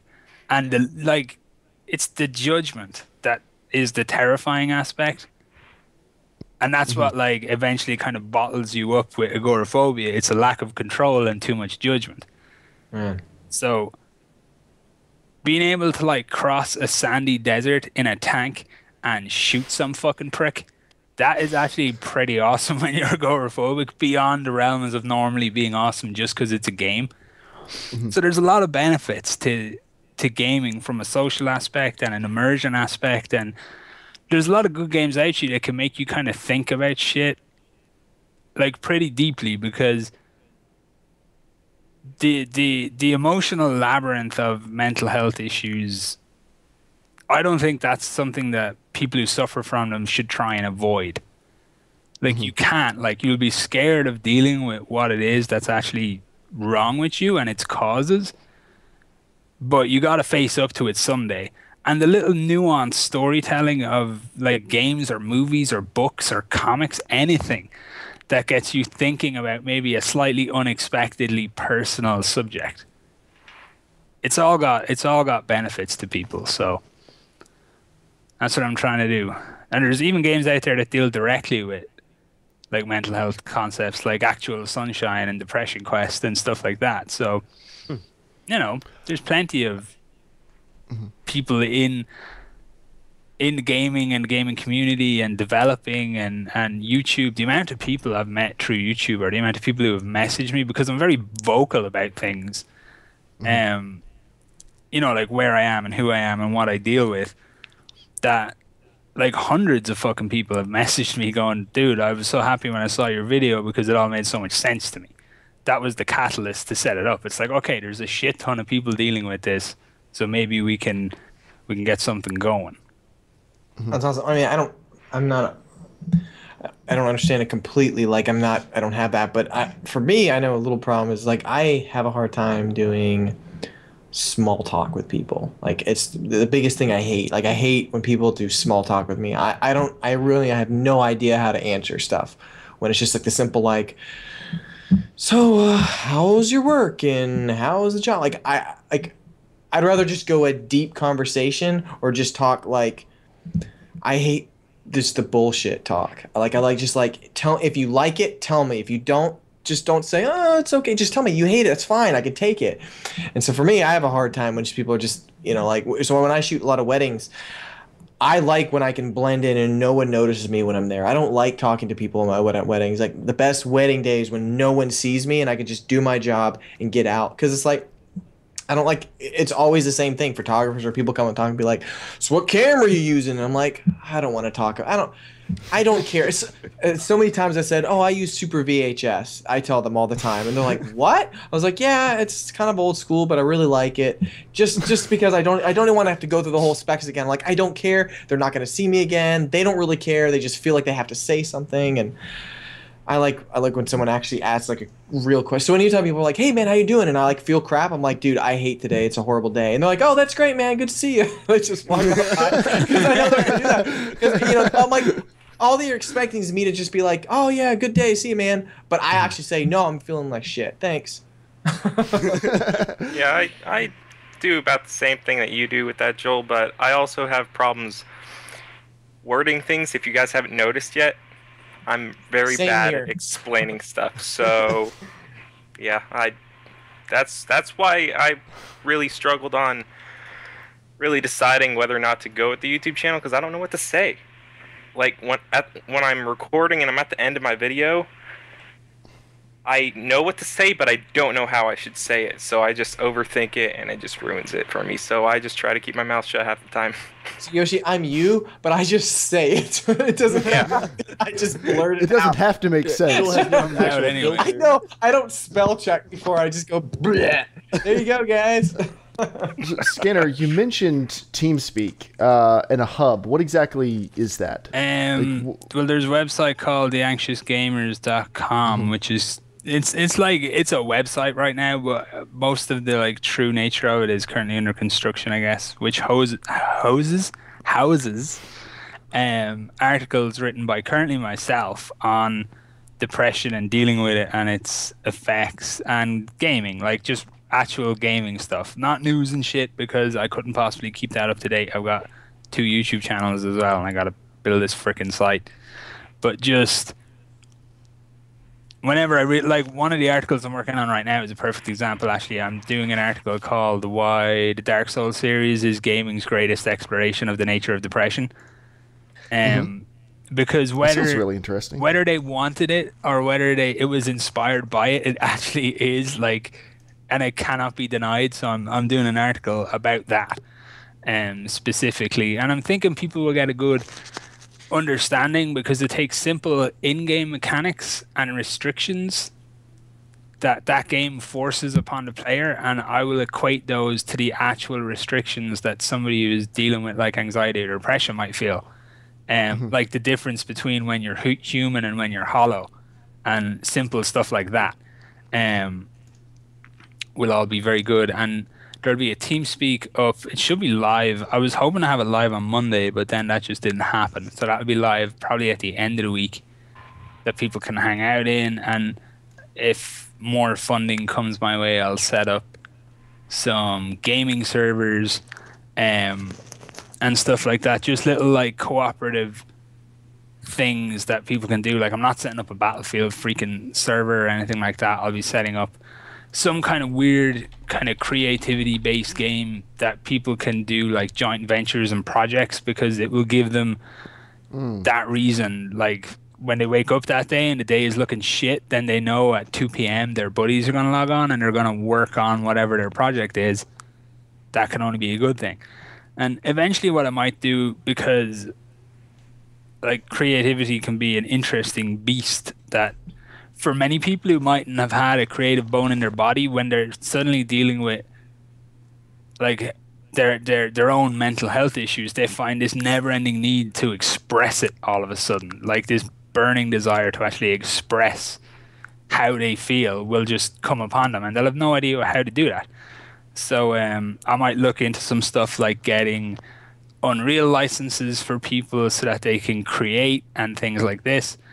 I've actually been in contact with an awful lot of, especially indie developers, are very open to the concept of doing like little seminars on kind of game design and development and stuff like that on the internet via the TeamSpeak and Twitch. Selling me batches, like I've had a load of people offer this, which was weird, like selling me batches of game codes stupidly cheap, which I can then pass on to members of the community and things like this. So there's all kinds of stuff that I want to do to improve people's situation a little bit, because it can be trying financially as well to deal with this shit. And you've got your meds, and you might have your therapy, and you might not be able to work, and you're kind of fucked. So maybe a free copy of this weird game that we're all going to play for the next month might just cheer you up a little. All kinds of good stuff in the works. That's awesome. And so you're funding this through Patreon, which anyone who listens to this podcast is already familiar with, because we've been begging you for money for 2 weeks now. Where are you at, and what are people funding? Like, what's your next Patreon goal that people can help fund towards? My next Patreon goal is, now you've got me saying Patreon when I call it Patreon, so fuck you. My next Patreon goal, right, the way it's said, is $100 a month, and that will cover stuff like the site hosting year round, which I actually got for a song this year, which was great. When I first wanted to set it up, I'm like, do I even have the spare $100 for the hosting? And then I actually got the hosting for $10, so I was delighted. And the hosting for the site, the actual TS itself, and multiple game servers and stuff. And I'm up to I'm close to $70 a month now. But Great, man. Personally, I don't sweat the money side of things right now. It's not a primary concern for me. The Patreon is really just there right now as something I had to do, so I got it out of the way. I had to do it. I had to suddenly ask people for money, which I'm never comfortable doing ever. So I just bit the bullet on it and just got it done. I'll worry about it more when the site is functional and it actually exists. I can get the TS now. That's completely covered. And that's all I wanted to start. The actual thing itself. I wanted to have the TS there so people could talk. We can use public servers. It's not ideal, but we can play whatever game we want, and we can use public servers. It's absolutely fine. So I don't really worry so much about trying to generate funding right now. I'm more just trying to get the actual work done. That's the key issue. Getting the site hammered down and the forums up and running. A body of writers, because it's difficult to, I'm a good writer. I know I'm a good writer, but it's difficult to write specifically for something. And it gets heavy, dude. It gets so fucking heavy writing about my own experiences and stuff like that.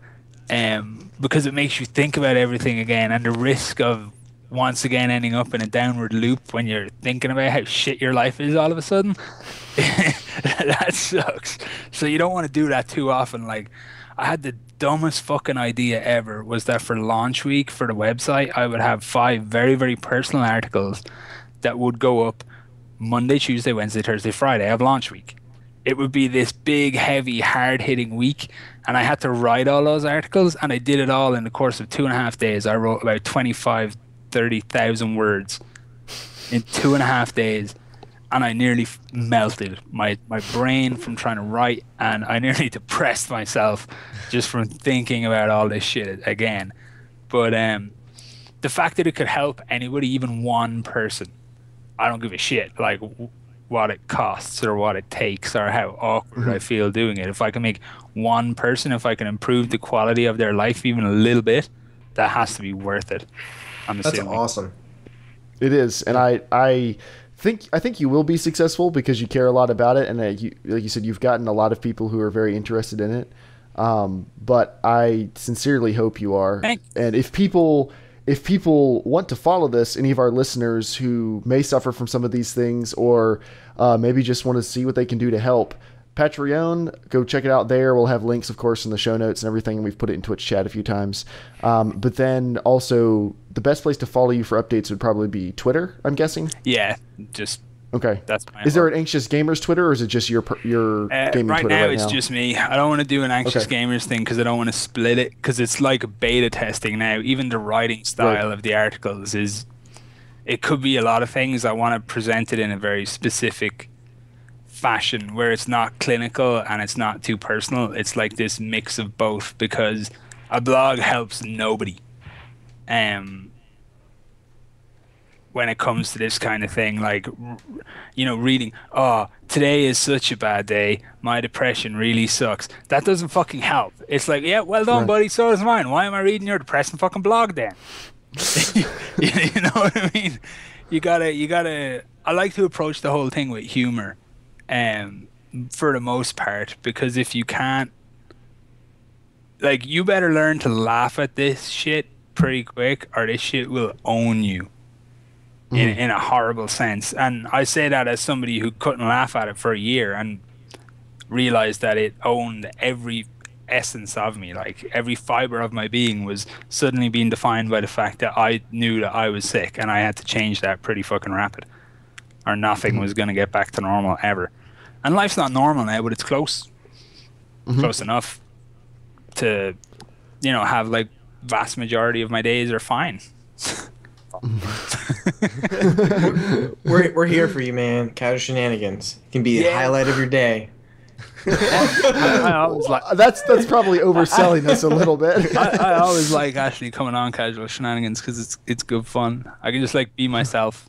I don't always feel that on certain other you know, internet projects and stuff. Cat Melodia, my own podcast, and Casual Shenanigans, though, they feel like this exact same thing to me. We're just like talking shit about games. Oh yeah, that's our goal. Is we don't try to structure this too much or anything, because we're really, that's what gaming is for us. Like, you know, it's a lot of things for a lot of different people. For us, it's hanging out. That's what gaming is getting to hang out together. Just broke time. So in a similar thing, like with the Anxious Gamers, the point is not really the games, but the games are a catalyst for something a lot better than just entertainment. Yeah. And so that's what we try to do with the podcast too. You shouldn't take any of this too seriously. Hey, no matter how bad you feel or how stupid you feel someday, just get on and be like, hey, I am not as stupid as Joel. or as short as Joel, or at least my facial hair is better than Joel's. You don't own as many consoles as Joel does. I think I've actually got 4 consoles. Oh no, that's a lie. I've got 3.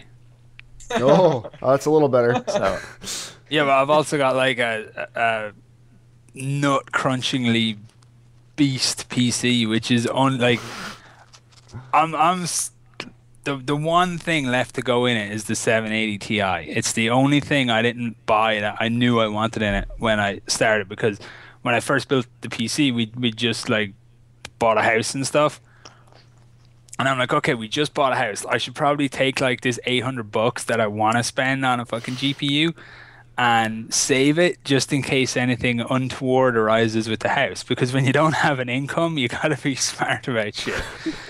That's true. Not having an income does make buying things harder. And when you own your house, when you own your house, whatever goes wrong is your responsibility.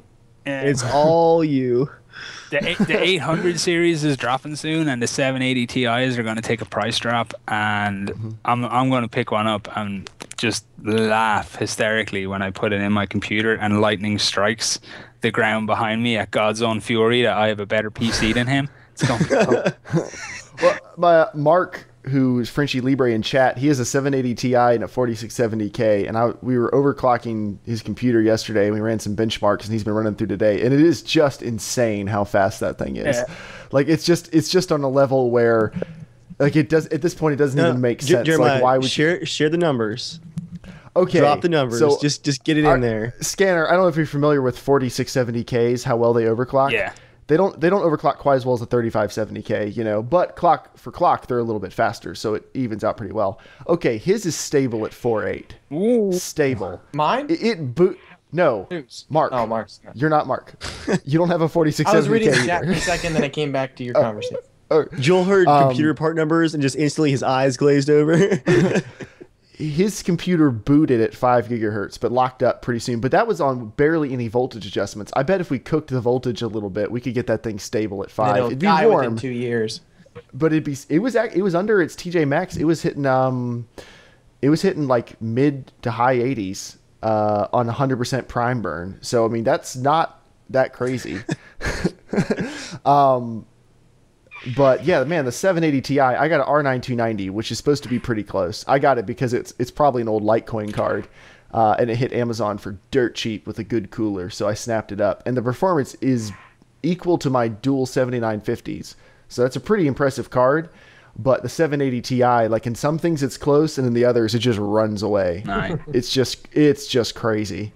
I just want to future-proof. That was the entire theory behind my build, was future-proof, because people like Joel bitch and moan all the time about having to upgrade your stuff, but if you just put enough money into your PC, you never have to upgrade anything.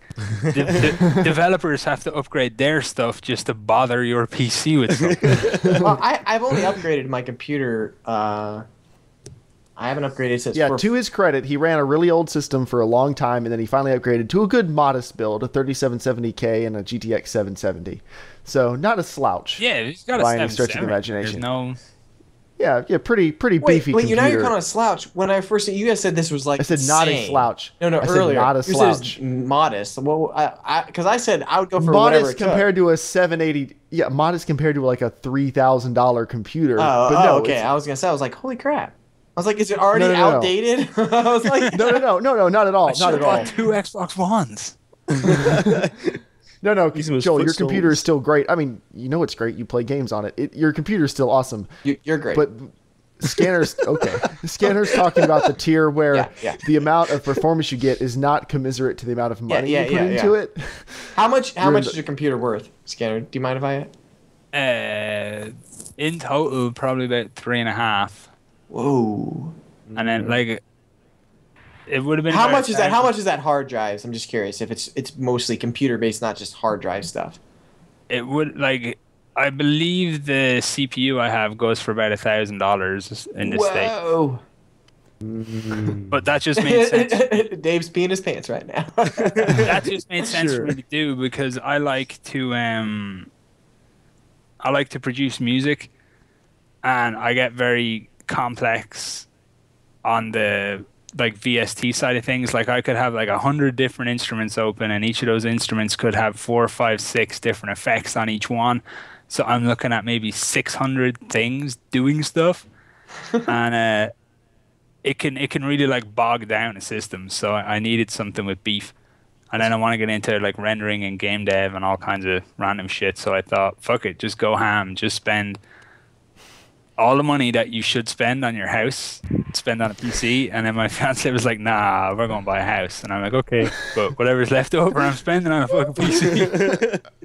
And we actually got her a really solid PC as well. We just went ape shit. Like we were like, well, if we're going to spend money, we'll just fucking spend it. Like, go nuts. You've got a little American in you after all. Yeah. all I had bought for like 2 years was medicine, basically, and I'm like, right, fuck this, it's time. You got the best medicine you need right here. It's called GPU horsepower. It's called physics, yo. Let those CUDA cores lift your spirits. But yeah, it was good. So I can't wait to get to 780 Ti, and then I'm good. I'm good to go on So whatever. you're the only one in the entire world that can play DayZ at 30 frames per second locked. Yeah. But not in cities. Yeah, no. We're not crazy. Crazy. It's like, All right. you gotta love that DayZ engine though, and the ARM engine. You really gotta dance around that thing to get your frames going. So weird. It's PC to the core, for good or for not good a lot of the time. All right, so now we're at the part of the podcast. Well, this is actually going to turn out to be a pretty long one. We are now coming up on 90 Seconds with Joel, a part of the podcast where really Joel does whatever he wants for however much time he wants to spend doing things, and we have no control. So Joel, it's now type in the time code, and then it's over to you. You're forgetting these time No, codes. I'm not. Our page. I forgot the. I saw your eyes. forgot the one. No, I was getting ready to do it. I forget I have my phone here with. It's not exposing well, but I have the clock timer. I'm watching it. All right. I apologize. I'll be around a little bit. All right. I'm the one actually All right, working during this podcast. Whoa! All right, 90 seconds with Joel. Okay, it's game They're time. ticking. All right, Dave, did you get the message I sent you a little bit earlier? I did, and like most of your game suggestions, I am completely lost. Wait, how is that not clear? It's just basically explaining what I just said in there. Is that going to be hard for you to explain? So Don't tell what it is, though. Let me copy it to a second window because it's long. Shouldn't be too hard. Anyways, I sent Dave a little message. He's going to have to explain to the audience who is listening his little story, and he's not allowed to kind of explain using a few terms that I said he's not allowed to explain. So, Dave, can you mute? And I'm going to tell the audience what. Take your headphones off. This is going to be like a thing every week now, isn't it? No, this has been I did this like 4 weeks Now, ago. you haven't told me which words I can't use yet. Is that after you explain it to everybody else? No, sorry. You just do exactly what I said to you. There's nothing else I need to tell you. Okay, so I'm actually going to turn my Astros just off. So, like, wave on the camera and I'll turn it back on. All right. Can you hear us, Dave? Can you hear us? Okay. So what I told Dave is he's going to be explaining. We are both in Boy Scouts, and we both went to the same summer camp. So I asked him to talk about his experience at Boy Scout camp and just like what was camp life? How did he choose his tent mate? Like when you're at Boy Scout camp, everyone's like, oh, let's tent together or whatever. So I asked him to explain that, and then what does he do before he goes to bed? Like what's his ritual? But instead of like the last time I did it, there's no alternative motive. I am just curious if Dave is going to twist his story around. I'm actually asking him to tell a real story, but I'm curious if he's going to twist it around because he thinks I have an alternative motive. But this time I don't. So we'll see. It just may be stupid. He may just tell us a story about Boy Scouts. But we'll see. I'm just curious to know if he's going to make it creepy. So, Dave, come on back. And no one write in the Twitch stream. All right. So, Dave, Commander don't watch control. the Twitch stream. Yeah, don't watch the Twitch stream. Don't watch Twitch Okay. stream, and don't use any proper nouns, if that makes it easier. Don't use names of things. Okay. All right. So, whenever you're ready. All right. So I was in Scouts. How I chose my sleep mate. I had a good friend who we were always hanging out together. Any kind of camp outs or hikes, we were always chilling. We were both super huge nerds. Always just kind of clicked. So when it came time for summer camp, it was basically a given that we just shared a tent. We did have one unexpected visitor one night, actually, one year. There was an incident with Fun Dip, actually. There was a Fun Dip control situation. So we hid our senior patrol leader under one of our bunks all night because he was being hunted by packs of sugar-starved kids. And it was actually looking like it was going to get kind of violent. The adults stepped in and seized all the Fun Dip, actually. But yeah, so it was usually just the two of us, though. But for a while, we had a third bunkmate. What I would do what before... happened to the third bunkmate? He literally slept underneath the bunk like all night long, and we like watched for him. That's creepy. At one point, Under whose bunk? my bunkmate's bunk. For some reason, I'm not sure why I didn't offer looking at mine. your bunkmate, and then down below, and he's like, hey. he had a sleeping bag, and we actually draped the covers over my bunkmate's bed so that like it covered him up. And I remember it was like about 12:30 in the morning. A roving group went by searching for him because he wasn't in his tent. They were I don't know what they were gonna do to him. Honestly, they were looking for him. But okay, what I did before camp or what I did before sleep. Of course, Here's where it gets good, guys. there was the horrible latrines, not actual toilets. So that was a pre-bedtime routine. You gotta brush your teeth thoroughly. Gotta keep those pearly whites clean. Gosh, there was the snake check. Always gotta check the check the sheets for snakes. We had a couple of times we had snakes in tents. Gotta watch out for the snakes in tents. We'll let those snakes out of the tent. I'm trying to follow my instructions here. I was one of those people that was like not really prepare for bed. Like I would, brush my teeth, but I'd be like hanging out at the campfire up until the last minute, and then it was like when everyone else was finally basically asleep, you like go to the tent, just get changed real quick, and just dive into the covers to sweat your way through the night. What do you mean you weren't prepared? That just sounds like, oh gosh, night's coming. There was no like, let's get the sleeping bag ready. Let's like get some clothes ready for tomorrow. It's like, no, let's be procrastinating and just sit next to the campfire until 2 o'clock in the morning. So nowadays, stay on the computer in DayZ by the campfire until 4 a.m. Oh, you know me so well, Joel. All right, Dave. Did I cover it? Yeah, no, you did fine. I told everyone else there was absolutely no alternative motive. I just wanted to see if you were going to change the story up to sound more creepy. If you thought I had a creepy alternative motive, but there wasn't. And you ended up just telling a fairly decent story, so I commend you for that. So failure on me, congratulations on you, Dave. Actually, but my favorite is like, I'm not prepared for night. Oh, Yeah, the unexpected visitors thing I thought was I pretty. was like, where's this going? This And guy's then checking for unexpected snakes. visitors, middle of the night, the third guy in the tent. Fun dip. not the Scoutmaster. That's what they News call it. stories that had happier endings. That's than what they this. used to call it. Was fun dip. Actually, I do And have these one. kids roaming around trying to find some weird, sick freak of a guy who'd been like sneaking up on him and stuff. That's what they wanted him for. There was a fist fight over Fun Dip that year. Like it was pretty messed up. There was one kid who bought an entire box of Fun Dip. There was a snack shack near the dining hall where they would sell you like overpriced like milkshakes and whatnot. And at the beginning of the week, they were sold out of Fun Dip from the previous week. If that tells you anything, you guys know what Fun Dip is, right? No. You don't know what? Okay, it's from Sounds it's like like sexual position. it's actually worse. It's from Willy Wonka candy. It is literally 4 packets of fruit flavored powdered sugar, like lime powdered sugar, cherry Oh, powdered did sugar. you dip the candy Oh, stick like in a and lick? lollipop or something. It has like a hard candy. It's sugar that you dip candy Yeah, in. it's called Fun Dip. yeah, It's like a hard sugar. piece of candy. Why do we have diabetes You lick issues and the- obesity you in this lick- country? I can't imagine why. You lick the sugar stick and you dip it into the powdered sugar. As soon as the Snack Shack got a shipment of Fun Dip in for like the next week, and it was like already Tuesday or Wednesday at that point, one of the kids in my troop went down there and bought 2 cases of it. And he actually had to get like permission from one of the camp people to do this. He then proceeded to hide it in his trunk in camp and was dealing it at double the price in camp. And He's an American. Yeah, that's they- and that's what started the fist fight. Actually, was people getting ripped off and just hopped up on sugar.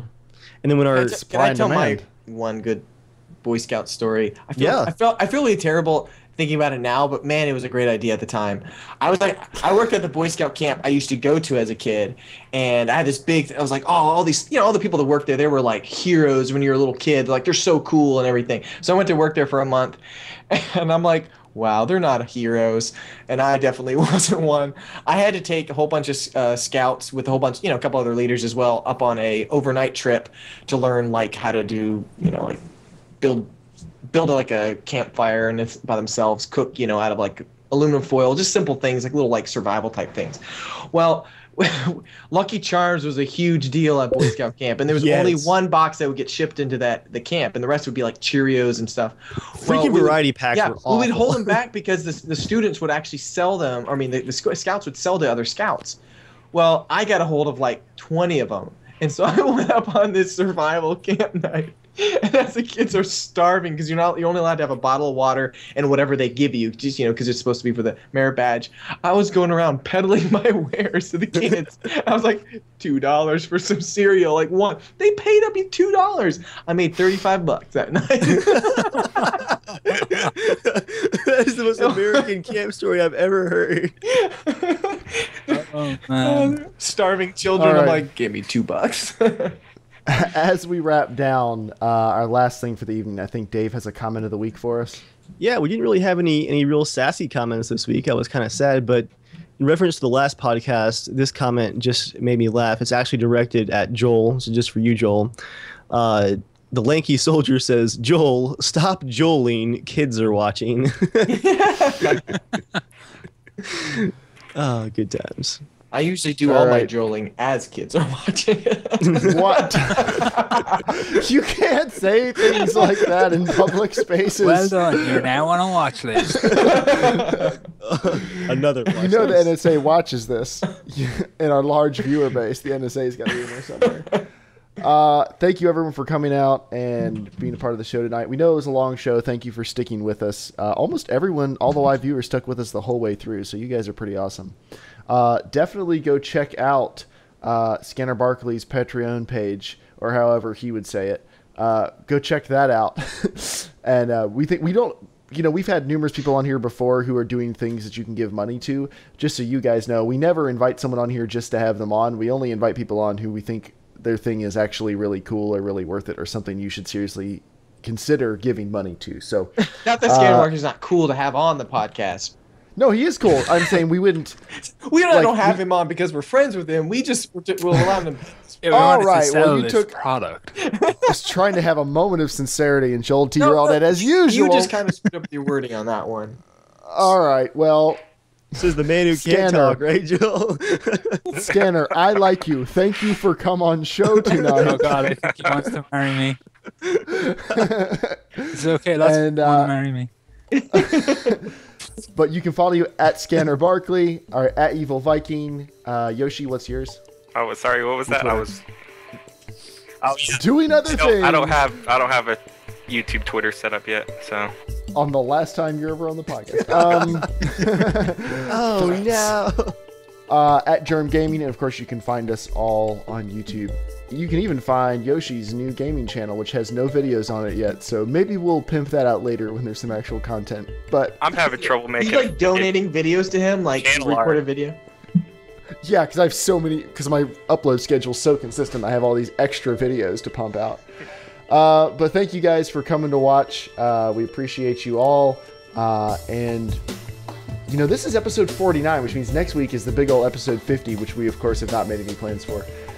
So stay tuned. Maybe that'll be something special. Maybe it won't. If anybody knows how you can get a way to be able to call in, we're trying to figure that out for at least at some point down. We'll figure that. Don't sell it. Don't sell it too. Don't give away all the good Well, I'm ideas. just saying you haven't figured it out yet. Maybe some smart person on our Yeah, well, podcast. I haven't even Googled it yet. You were bugging me this afternoon while I'm walking around in Costco with my phone open trying to read Skype. Well, then I don't haven't keep really done a lot of Skype research. Well, you were talking to me through Ladies, Skype. please. Thank you, everybody, for coming to watch tonight. This thing is stopping now. Thank you very much. And to all, a good night. Stay casual.